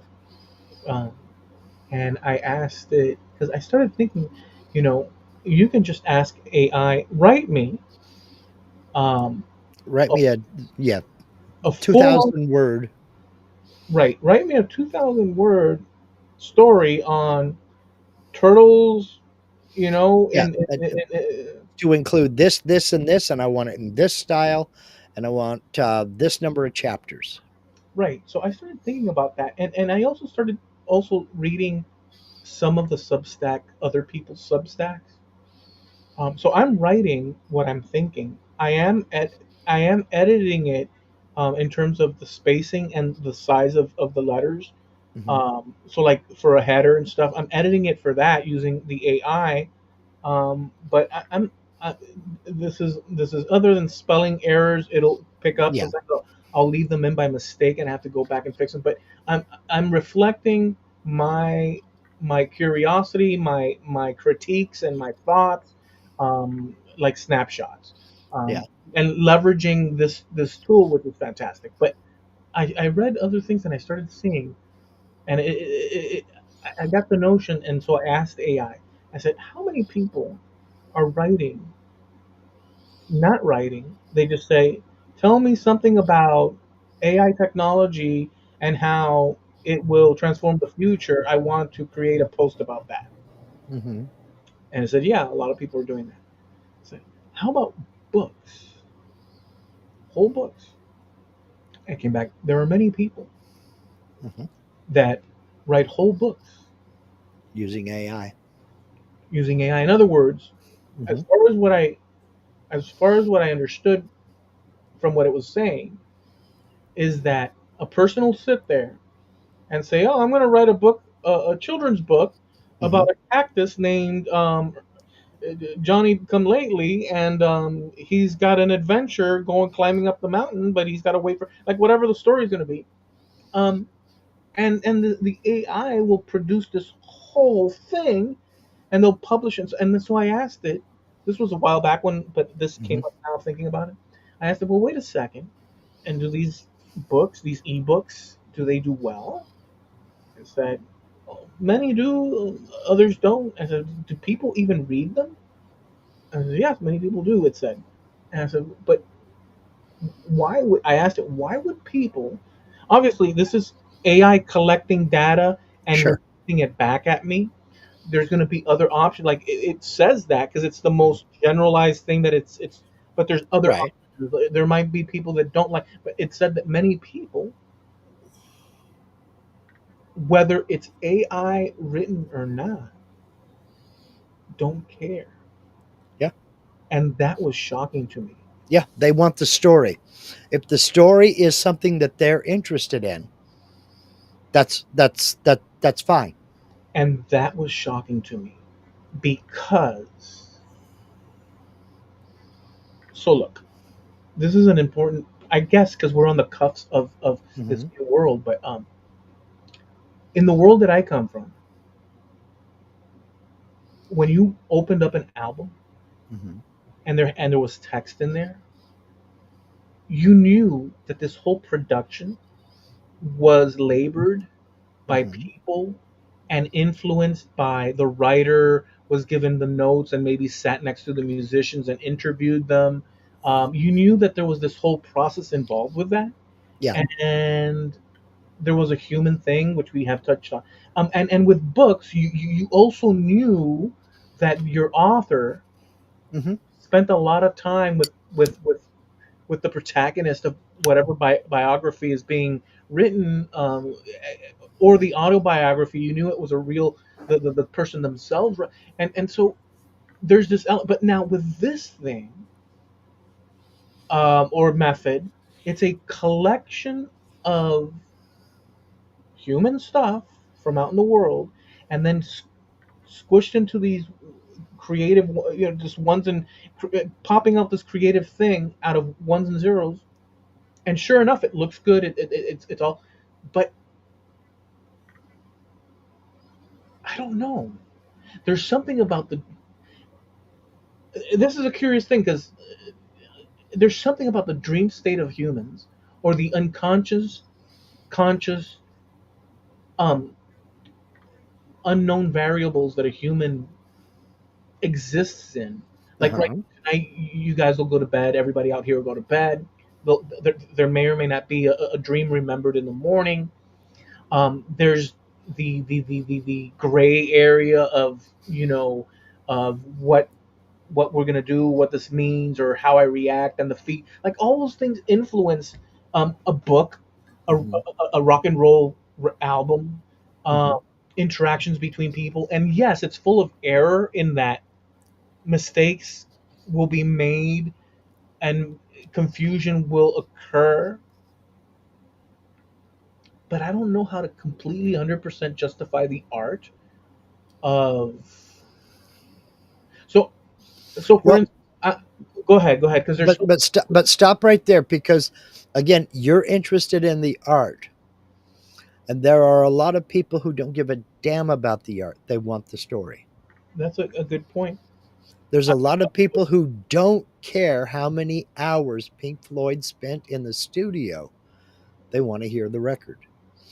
They don't care how many of the Beatles fought, argued, and threw stuff at one another. They want to hear the White Album. They don't care about the creative process. and I do. I know you do. And that's why you have the issue with the AI created story. And that's why you can't believe somebody would rather read something written by a computer than something created by a person. The thing is, they don't care. As the AI said, they don't care if it was written by a person. They want the story. If the story has all the elements, then it's a good story. They don't care who typed it. They don't care if it was a 94-year-old woman. They don't care if it was an 18-year-old man or if it was a computer in Taiwan somewhere. It was a good story. They may want to read it a second time, or they'll go out and they'll buy the book. Fair enough. So I, I it's a hard, again, because from my perspective, it is my perspective that there's something a little bit, but at the same time, Hmm. the art covers that I make, Hmm. in a sense, I am using AI as a tool, but the art, if I was going to be a purist about it, Hmm. even back in the day when we were doing it with Trampled Underfoot podcast art, Hmm. we were bringing in elements Yes. and collaging them together. So that was You, already, yeah. it wasn't like you and I were sitting there cutting out and making paper No. mache. Mm-mm. We were drawing digital stuff together to create art.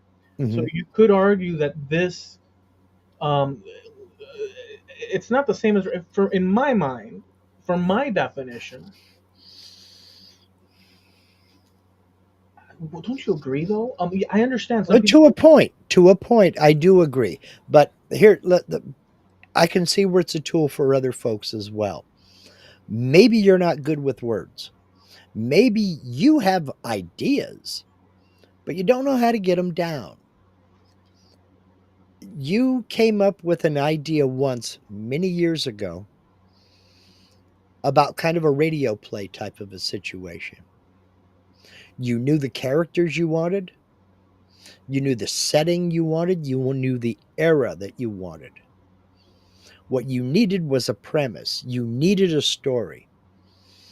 You are not the only one who has come across that.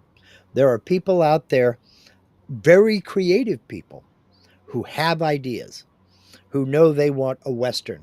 They want it set in the plains. They want it set in the 1870s, 1880s. They know they want this kind of a protagonist. They know they want this kind of a love interest. They know they want this kind of a bad guy. They want this to be the supervillain.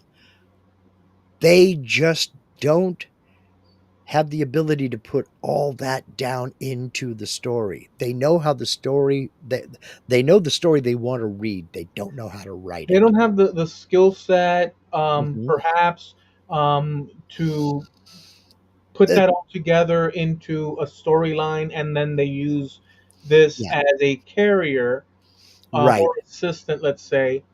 So I guess Uh, yes, in a sense, if you have all the, go ahead, continue. I'm sorry. if you want to hear a song of your own, you've got an idea in your head.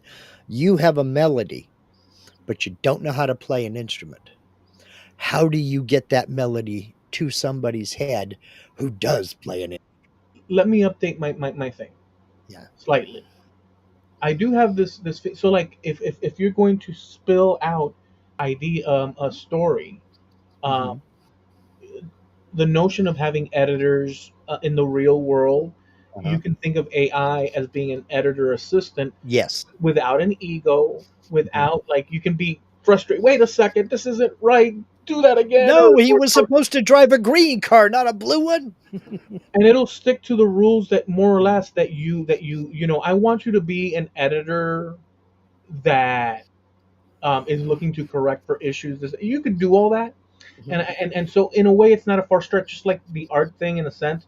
But Mhm. from an artist perspective, if you're like an artist and you see somebody producing art without all the effort of, like, a Mhm. draft table and this, that, and the other, for that person, um, maybe not, it would be contentious because you're basically skipping all, I guess, the guts and glory of being an artist sitting in front Yeah. of a draft table, and there's spirit infused in that.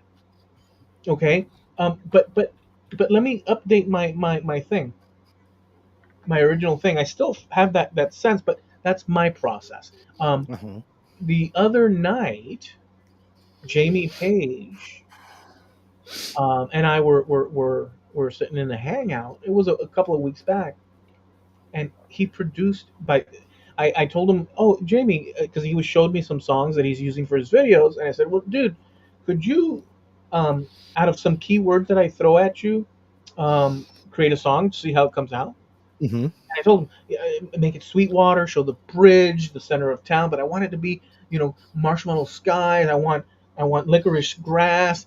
I want like, this, that, and the other, and like all this stuff, and make it psychedelic.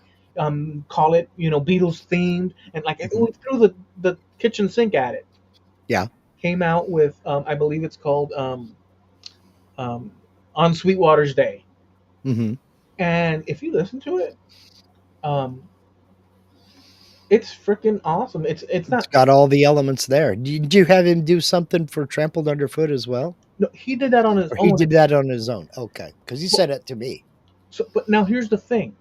Mhm. Um, if you think of us, let's Mhm. say, I was going to say another thing, but like trampled underfoot in terms of the concept, and Mhm. us participants, inventors, and participants in it, Mhm. or creators of this concept, trampled underfoot podcast, attached to this whole enterprise is not only us interacting here, but the gathering of friends. Mhm. To have interactions, that's another thing that's happening, Yeah. and ideas are being exchanged there that push the dial to different Mhm. frequencies. Like Jim interjected some ideas going on. Steve threw a joke out, uh, and then that snowballed, and we're not gonna touch that. Well, that wasn't Steve's fault. That was my fault. No, but no, but it wasn't your fault. It's all your fault. But but wait. But But Steve innocently, no, because yeah. what basically you did, you drove us all off of a cliff. You drove Yeah, all of us off of a cliff in one I fell did. swoop. It's And then later on, Jim Dockrell came in and he asked, I'm trying to find it now because it scrolled past. Um, oh, okay. no, I scrolled past it. Where is it at? Where'd it go? Oh, man, where is it? Never mind. Keep going. I'll find it Um, eventually. There it is. Is this going to be on the test? apparently we're gonna all skip that test. Yeah, there'll be a pop quiz later. Let me throw this out Well, from Snow Crusher because he. mhm, I was just going to go there. Oh, okay. Go ahead. Similar to Mark creating a piece on his CNC router. Is it Mark's art or is it an electromechanical creation with some input from Mark? Yeah. I had to come up with the idea. I had to draw the idea into the software, then tell the software how I wanted to cut it, mounted the material, it cut it, and then I have to come along and finish sand it and paint it and stain it and do all the other good stuff. But is it art? Because the machine did the cutting while I did everything else? Let me throw this at Greg and yourself and everybody else. Hmm. How about this? I don't know if this will work. This question that that Greg um, put out there of, you know if all this information, if all this is being leveraged through the machine, that's or through the computer, how much of it is Mark? And I think that's the the right direction, because if you compare a person Hmm. that's doing CNC, let's say, Hmm. and let's say they're doing a carving, because I know there's people that carve like similar, like um, with topographical sort of like Yeah. Hmm. so now, and then you have on the other next to him, let's say a person in some wood shop performing or trying for the similar result, but they're hand and chisel and Hmm. like operating in that fashion. you're going to think to yourself, you could think to yourself that you have two individuals creating a piece that's similar. Hmm. One person is using chisels and this, that, and the other. So they're hands on that thing Hmm. doing that.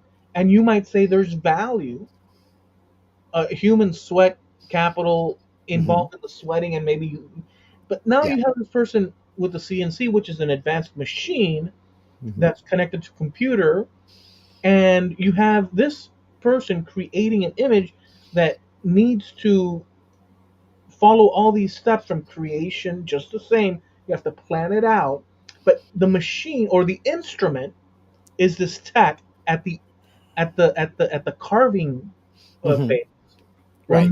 milling phase, and on Right. the other hand you have this guy.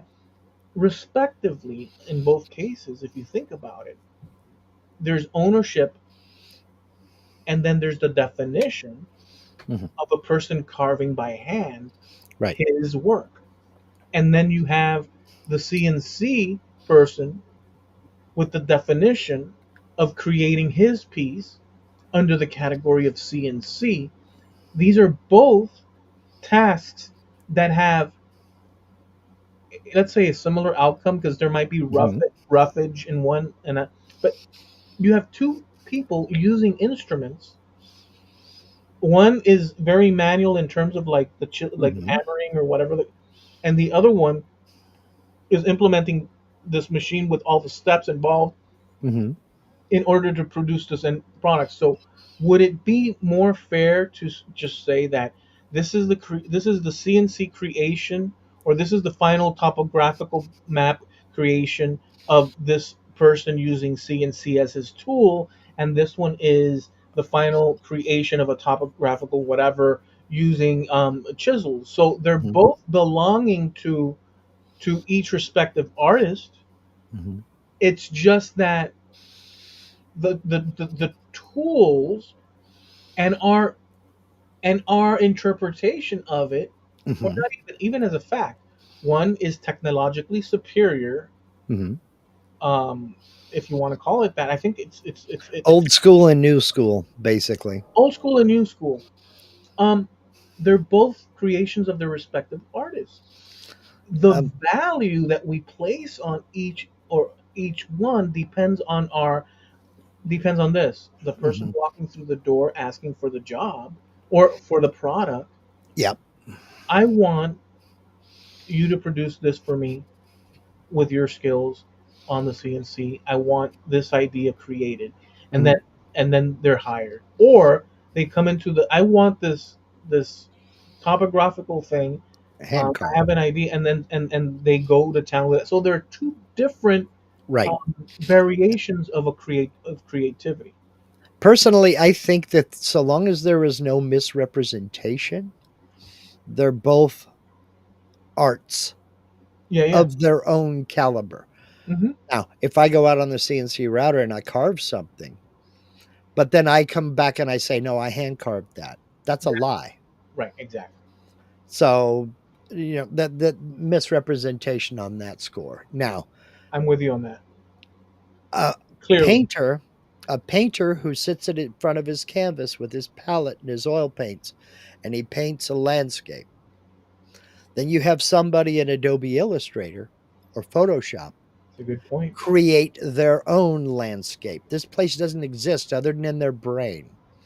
Just as the artist down at his canvas and easel and came up with this landscape that doesn't exist anywhere other than his brain.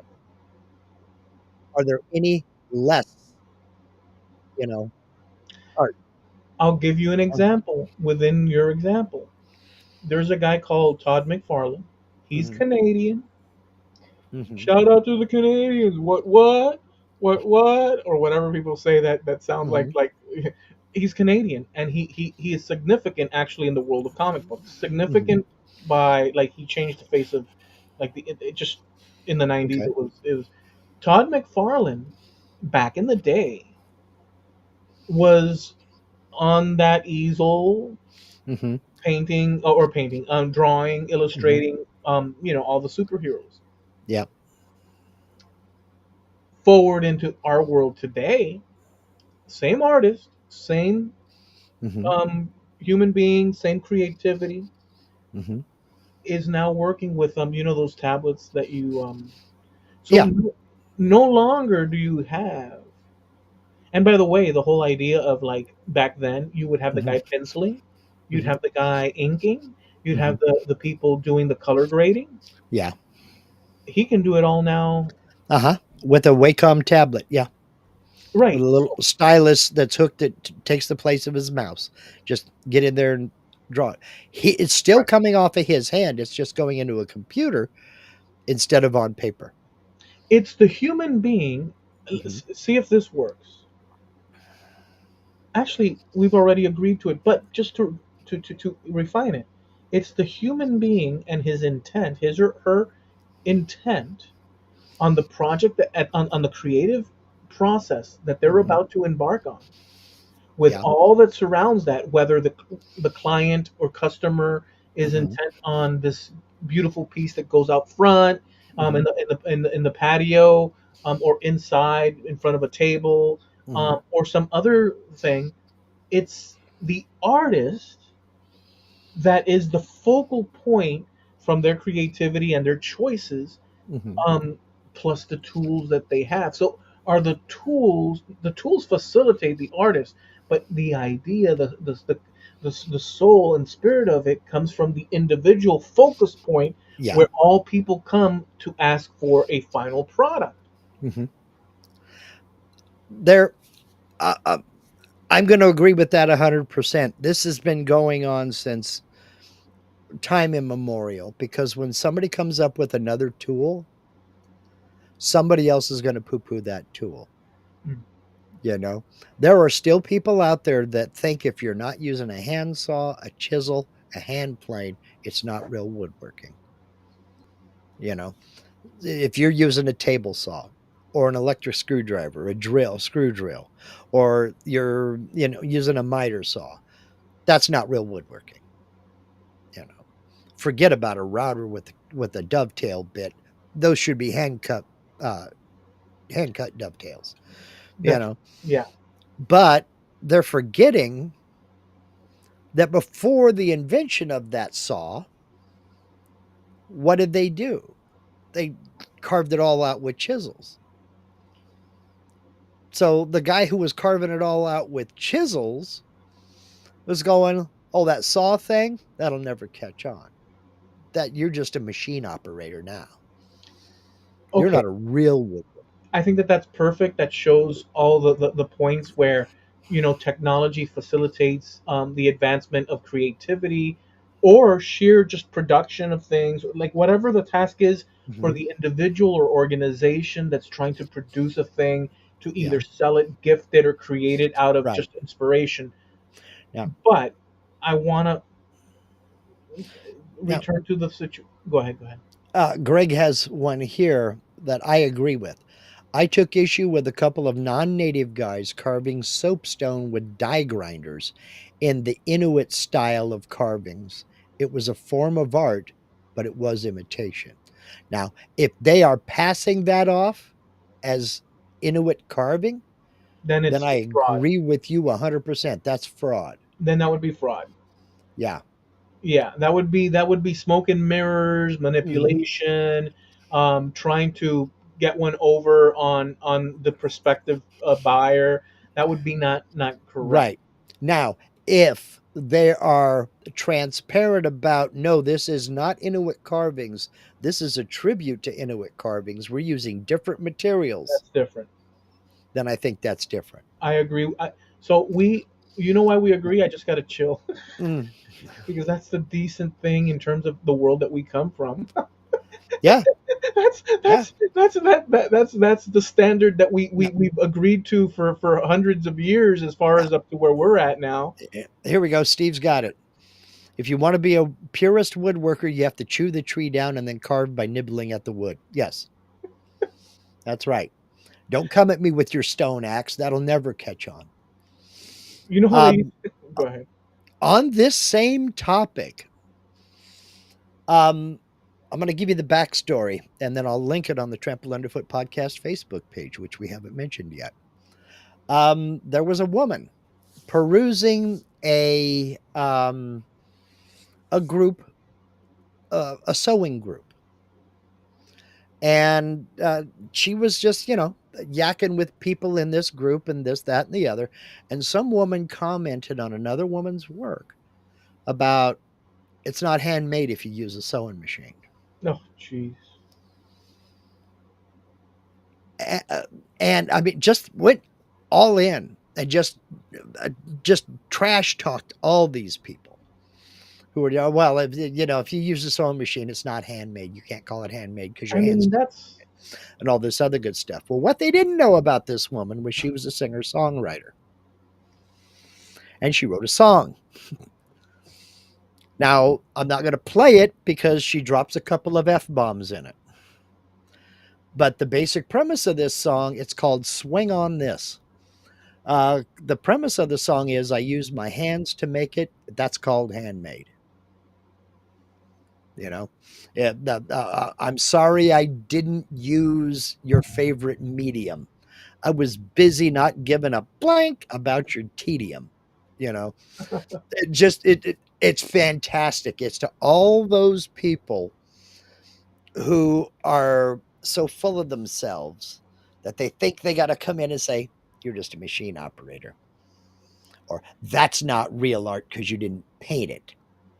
I mean, So this I'll, is. I'll I'll link it over on the Trampled Underfoot podcast Facebook page. It's worth a listen. It is 3 minutes and 35 seconds long. It's good. Let me just say something about that though. If so, is it true or not? Mm-hmm. I ask. I think it's ridiculous, what the lady, Mm-hmm. pushed back on. So let's just leave that, let's just put that out there. But nonetheless, Mm-hmm. nonetheless, isn't it true that if we think of the definition of handmade, Mm-hmm. um, and I don't know because I haven't looked, Mm-hmm. we have just without looking, we have a general idea of what handmade means. Mm-hmm. If we went and looked, I'm almost, I'm pretty confident, like I'd bet money on it. We'll see that you'll have the definition that branches into more detail within the world of handmade.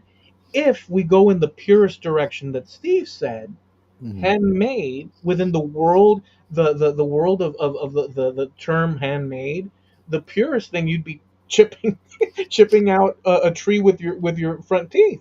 Mm-hmm. Um, because that would be the essential, Mm-hmm. just most raw, Right. basic, And don't you dare even think about getting a hold of a beaver because they just come here to take our work. well, but now, here's the caveat that I'm. So do you think that that's fair? What I just said? Sure. Okay, but here's the gray area that we're tripping into, where this lady starts coming in and this and that, is that at some point, undefined by you or I or Steve or Jim or Mm-hmm. Al, Linda, undefined as of now, as far as I know, there's a moment in which the handmade situation becomes untenable for each of us. Yes, I'll agree. But just the last caveat, that point at which that line is crossed is very likely different for you or me. Yeah, it is a subjective line. But Right. again, I think that comes down to um, kind of like Greg's situation with the soapstone carvings. If I take a carving off of my CNC router, I'm not going to try to pass that off as being handmade because I know I didn't hand carve it. Right. I'm not out to defraud anybody. But if they want an address sign for the front of their house, I could probably give it to them for 50 or $60. A hand carver is not going to give it to them for 50 or $60. Right, because that's too much sweat. in that respect. Exactly my point. Now, there's a certain percentage of the population who's willing to pay 5 or 600 bucks for a hand carved sign, and more power to you. You know what I mean? That's what keeps it. Hundreds of thousands of hand carvers across this country love you because that keeps them fed. But you've got just as many people who have 45 bucks to spend on a address sign for the front of their house. That's a And good they're point. going to go to the guy that has a CNC router down the block, That's a good point. you know? And So, by the and, way, and again, art is in the eye of the beholder, let you me add know? this to it because this happens with what you just said too. Hmm. Because I want to take it to that one extreme at the other end. So you have this hand carved guy. He's got to charge more because he's like, it's Yeah. not the time allotment for his creation. Yeah. He's But 80 hours into it, you know? right. And then you have somebody that has a production line. Maybe they have a CNC, or maybe they have a router that they hand do it. So Hmm. there's a little bit more of a mechanical thing where they can lower the price so they can have more customers. Sure. But then on the extreme side, well, on the extreme side, you'd have a person just spray painting with a Numbers on their stencil house. on Yeah. their house. But just shy of that, you have a person going down to the Home Depot or Lowe's and just And buying picking out. individual house numbers and tacking them up. Yeah. Right. So we have this spectrum of this Sure. signage situation, Hmm. and then you have the art involved behind each one, Hmm. and then you have the customer with their expectations Right. and their choices. So okay, Well, I think we're in the world of what's reasonable. I think what the onus is on me to make sure this person knows that no, I'm not out there with chisels and hammers. This is not hand carved, but you're not paying hand carved price. And there's that Okay. because that's key. There, Right. there there's a price. Now, I know somebody who can hand carve it for you. And in fact, he was a Disney Imagineer. He carved for Disneyland, Disney World, and various different accounts. And his name is Ray Kinman, and he's more than happy to do you a sign. But his start at 1,500 bucks. Now, if you got that kind of money, I'll give you his email. But if you don't have that kind of money, let's talk. What do you want? Right. There's a wide spectrum here. So, but Sure. now, but I want to sort of close the loop. Yeah, we need to think about landing it. Well, on the idea, and then just on the broader, on the, Mhm. you know, um, when it comes to, I think the solution is what you said. In fact, I'm quite satisfied with that solution. If a person, which I personally, I'm not too keen on the idea, if somebody goes to AI Mhm. and produces a volume, a book Mhm. on some sort of like just imagination sort of thing, and whatever level, me personally, I kind of like the sweat, blood, and Mhm. tears of a human was Mhm. involved at an excruciating Right. traditional pace and this and that because they're dealing with this and that. Although humans can have errors because maybe so they write this Yep. volume and Mhm. maybe they reference something because that's human. Okay, um, Right. but the solution is what you said. As long as the book says AI, whatever, Well, to whatever degree. but then again, you're willing to pay $35 for that book in hardcover. Or maybe you're like me and you're too Scottish and you don't want to do that. You'll pay $9.95 for it when it comes out in paperback. Either way, we're paying more for that than the 50-cent Kindle version. Remember, but I'm saying that for the authorship or not for the just like if something is hand Well, carved or something is you're not gonna pass one process off as being another. right. So I'm saying the same with books. But then again, like I say, the person is, I'm not out for misrepresenting anything, Right. but I think it's asking too much to say an AI wrote this story. I think that's asking too much because the person came up with all of the elements to put in the story. They had to have come up with all the elements to put in the story. Otherwise, there wouldn't be a story. That's not necessarily So, true. They had to. Okay, what setting are No, we talking? Science fiction? because a person could, What? in theory. Oh, Hmm. go ahead, go ahead, go ahead. The person has to come along and say what genre. We're talking science fiction. We're talking late 1930s style science fiction. I like it Here's already. here's my protagonist. Protagonist. He's this person. He went to this space academy, and he's 6'4" and blonde hair and blue eyes.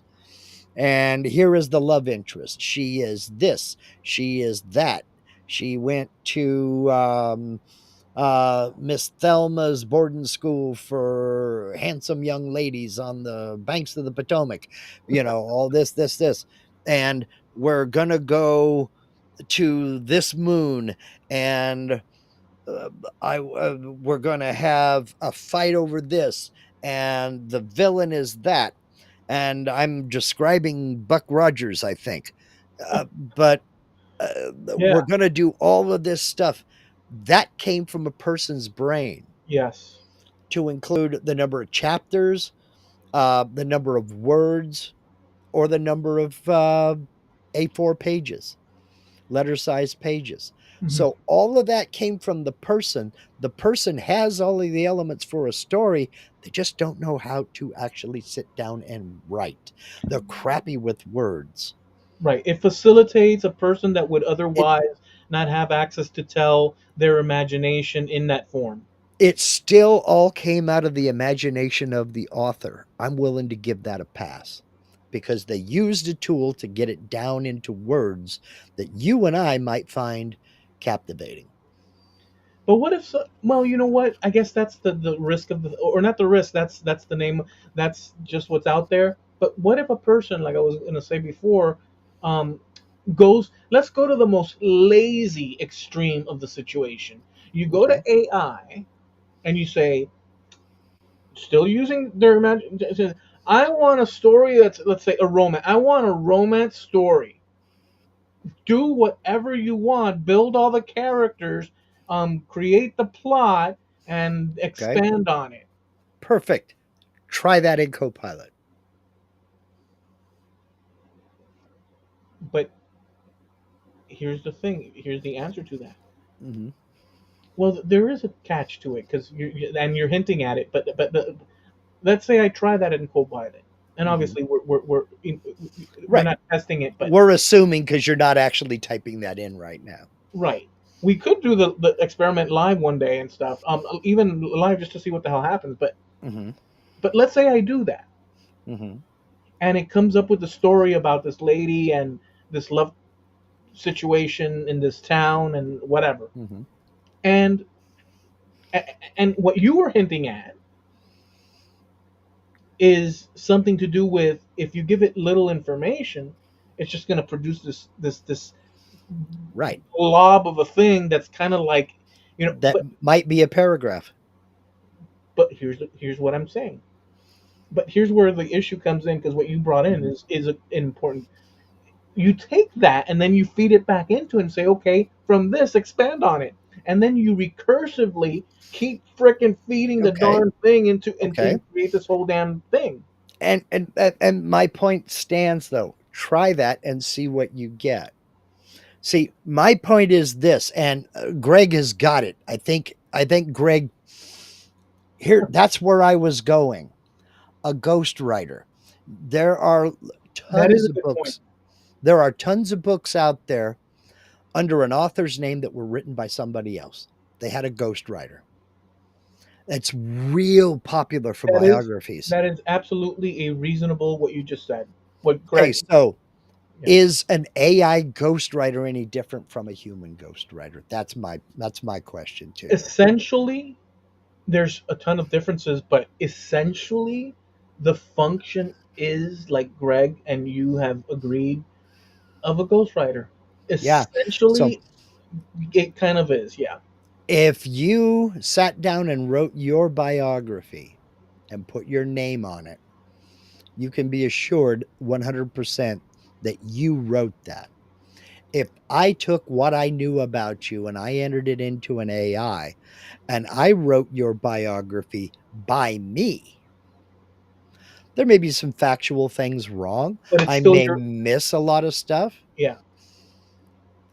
but I'm not representing myself as you. It's still all of the information that I took out of my brain and fed into that AI. Right. So in So, this situation, with all this that we've learned or we've dealt with, mhm. um, I, the logic, your logic, Greg's logic, on this is sound, and yet um, it's sound. But on my in fact, And it's there's sound. nothing wrong with that stance. There's nothing wrong with that stance because in a lot of things I tend to agree with you. But in some things, I think there's areas where it has its place. If we're talking about trying to represent this photograph as anything other than an AI image, I think you get into misrepresentation. Yeah, yeah, because Now, if you prefer 1960s Bob Dylan to 1980s Bob Dylan because of the difference in recording technology, and you like that transference from analog tape to vinyl record, where you hate digital recording and put on CD, that's a that's subjective. That's a personal thing. And we all have our likes and dislikes. You might like black drapes and I hate them. But that's our opinions, okay, man. okay, okay. Oh, I'm with you and Greg Catalyst with the Ghostwriter situation.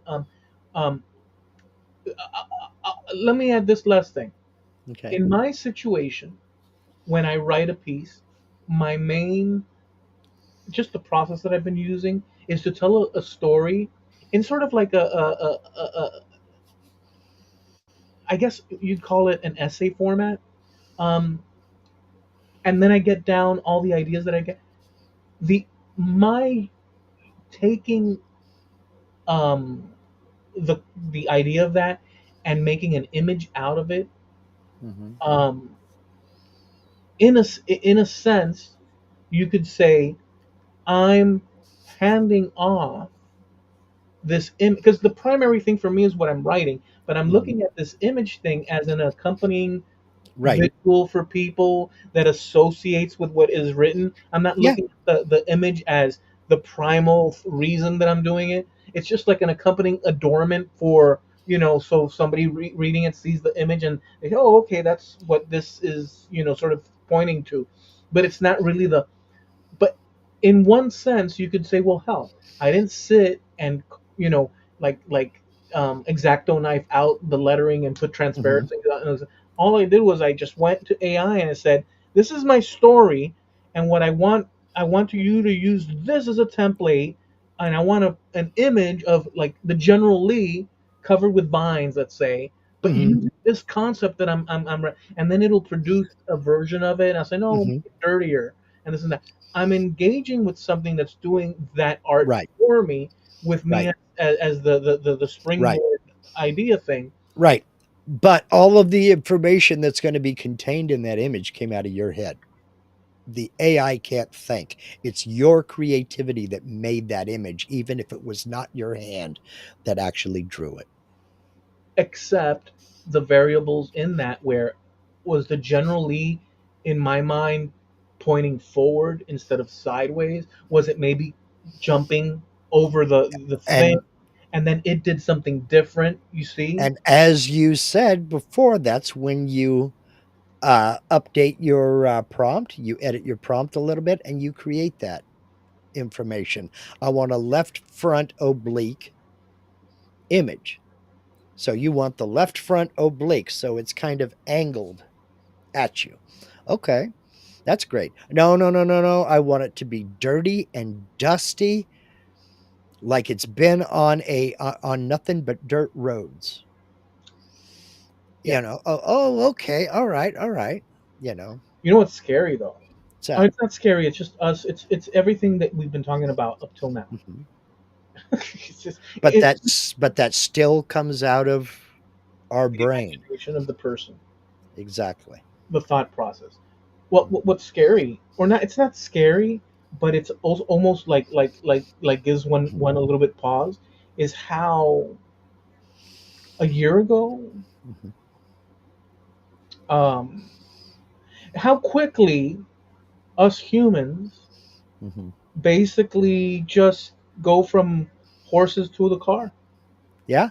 and this is a Think horse to a car situation, think about your early days of being a musician where you had to go to a recording studio. or use a cassette, little cassette thing. Uh-huh. And then all of a sudden you had this new computer and you had Pro Tools and you had plugins and you had all this other stuff. Completely different. You didn't have to go back to that studio. You could do it all in your living room. And it's been decades now. Hmm. And there were people back then going, that ain't music. You should be recording that on a 4 track in a studio. Yeah, there were always people that digital this, that, and the other, but Right. eventually digital recording went out. Hmm. It really did, because but there's something to be said about again, like you said. I guess we It's we, all we don't make subjective. exact, and it's a personal taste thing. Hmm. Last thing with a cherry on top. Hmm. Last thing, just out of the not selfish, but the what's the word we can call it? What you're just saying, the personal taste thing. Subjective. Yeah. You get into personal preferences. I mean, that's all there Our is to it. personal preference subjective, and even knee jerk. It's not even knee jerk. It's what we grew up with. Um, Hmm. But it could change on a daily basis. I could be in the mood for blues today and Motown tomorrow. okay, but let me. So this is the thing that I'm saying. So if you were presented, never mind if it's Led Zeppelin, a band that you know, Hmm. or Pink Floyd. If you were presented with a real artist recording, and it said, Mark, you have a choice. Here's the real artist recording. In other words, by real, because Hmm. that's we got to be careful with definitions here Hmm. now, because Yeah. real could be both. But Mark, Hmm. here's a real band. In terms of real, what I mean is, musicians went into a studio, they sweat over Hmm. different takes, and then they crunched all the sounds together, and then there you have an option of buying this or taking this home and listening to it. And Mark, here is a complete, and this is the interesting thing. Here's a complete album that I made. Um, Completely all by typing in the ideas that came to mind, and it's all AI, the instrumentation. And so when I thought of Pink Floyd as an example, I said I want Gilmore's guitars exactly how it sounded on this track, mixed in with John Lennon's rhythm from this early Beatles track. And I want the, and like they tell you that what Hmm. they produced is a Yeah. combination of all that using AI, and you have those two things. Which one would you go with? The one that I like the best. And that would depend on how it sounds. And that would depend on how it sounds exactly. If it's the soulless crap that they're doing more and more of these days, and not 100%. I mean, this woman, Tia Ream, is what she calls herself. If this woman uh, is any example of what's being done today, I like it. That rock group, that metal group that I introduced you to, The Warning, the three women, Yeah. that's probably the closest I've heard to good old rock and roll in a long ass time. That's not soulless stuff, you know. Same thing with this woman Thierry. If that's if that's what she's doing, I'm here for it, you know. You can make the argument that So um, if it sounds like Bruno Mars, but it's got Gilmore's guitars and John Lennon's vocals, I don't give a damn. oh no, I said that as an enticement, in that it's got drawing from so many places, but Sure, behind it is just that all that was fed to the AI, yeah, and it collaged it yeah. together, and Well, so that's it's what I'm getting. If it's soulless like the crap that's being produced today, then it's better to then go with this. then I want then give me the whole album over then give me the what I the got you. alternative, You know what? I because guess it doesn't matter. It doesn't matter who created the music. If I don't want to listen to it, I'm not going to listen to it. what matters is your taste in what you're Mhm. consuming. I'll give you an example. A whiter shade of pale. A lot of people have called that a musical masterpiece. I think it's a pretentious pile of crap myself. I've never liked it. You don't like you don't like that album? I didn't say I didn't like the album. I don't like that song. Because the Can't album is called I can't remember now. It's been so many but that's the years song in it. since I've listened to Procol Harum. It's been so long. Okay, because I'll most give of the it. tracks are instrumental in that I'll album. give you an easier one. Kansas. I will listen to Carry On Wayward Son, The Point of No Return till the cows come home, and I grind them into hamburger. But I will absolutely shove a finger down my throat and throw up if I hear Dust in the Wind again, because it was so overplayed in this area here. It was played probably 30 times a day between the two rock and roll stations that we had here in the valley. Yeah, I will skip that song on the album. I just don't want to hear it anymore. And and that's you an know, unpopular it's an unpopular position. no, it's kind of a little bit, yeah, So if and it's so so slow. but what I'm getting at is if I were given nothing but Dust in the Wind as one song versus a whole album of the soulless crap that they're producing today, Yeah, play me some Dust in the Wind, dude. right. There's a but see that quality of the soulless, which I'm probably with you on that. Whatever the slight Mhm. details of that would be, there is a soulless element, and Mhm. we know what that is, and Mhm. and it's a surface level shallowness, Yes, empty of like of absolutely. Absolutely. There is no depth there, you yeah. know? They As it have the depth of the coffee I just spilled on my yeah. table here. Let's All wrap right, it up. We all gotta right, go. all right, guys. Well, listen, this was a super interesting show because my goodness, there's so many cool It's little been a day or two. yeah, there was a lot of cool things exchanged and ideas and a lot of good points made. I actually am better off for having participated because I had some issues and I'll still debate it in my mind. But Mhm. you guys brought in some good examples of a little bit of my heart. It's funny, my harshness towards AI, and yet I use it frequently. But whatever.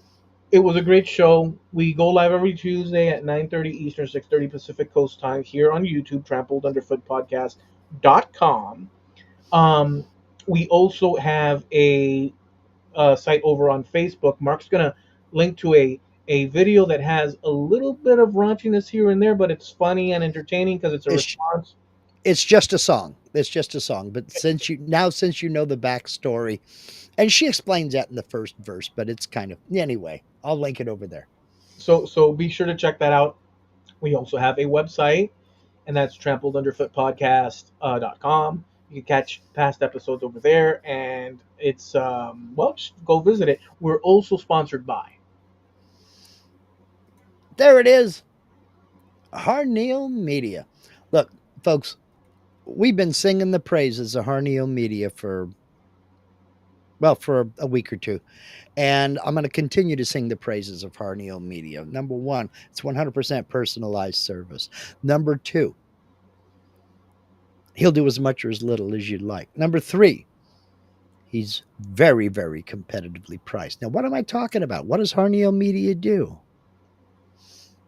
If you're thinking about a website, even toying with the idea of a website, maybe you want to create a web store, you want to get your products or services out there before the masses and not pay a bunch of listing fees, not pay a bunch of commissions, and not have your competition advertised on the same stinking page, well, then there's only one way to take back your life and put your products and services out there to the masses, and that's with your own website. And when it comes to having your own website, there's only one person I'm going to refer you to, and that is Steve over at Harneal Media. Now, you're going to find a link to Harneal Media in every video and live stream on this channel, and it's that way for a reason. So do yourself a favor, head over to harnealmedia.com, click on that contact us link, and shoot Steve a message. Again, he'll do as much or as little as you want. If you're a seasoned veteran and used to running websites, he'll work with you. If you're like me and don't know what the hell you're doing with a website, he'll work with you. He's been working with me. So, you know, get over there and get to harnealmedia.com, click the contact us link, and shoot Steve a message. That's Harneal Media, HARNEAL Media.com, sponsor of Trampled Underfoot Podcast.com.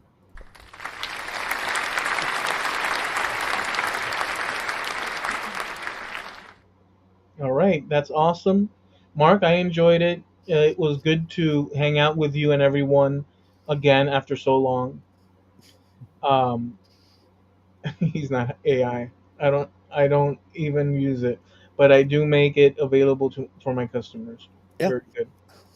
Nope. Um, Nothing. It was an enjoyable show, guys. Enjoy the rest of the week. Be safe doing the things that you enjoy. We'll catch you next time. Mark. Thank you for your patience. I appreciate all the prayers and well wishes for Linda's surgery. Some of you have reached out to me, and I do appreciate that very much. So, um, thank you. And I'll get this tune posted over on our Facebook page ASAP. All right, awesome. All right, guys. Till next time. Peace out.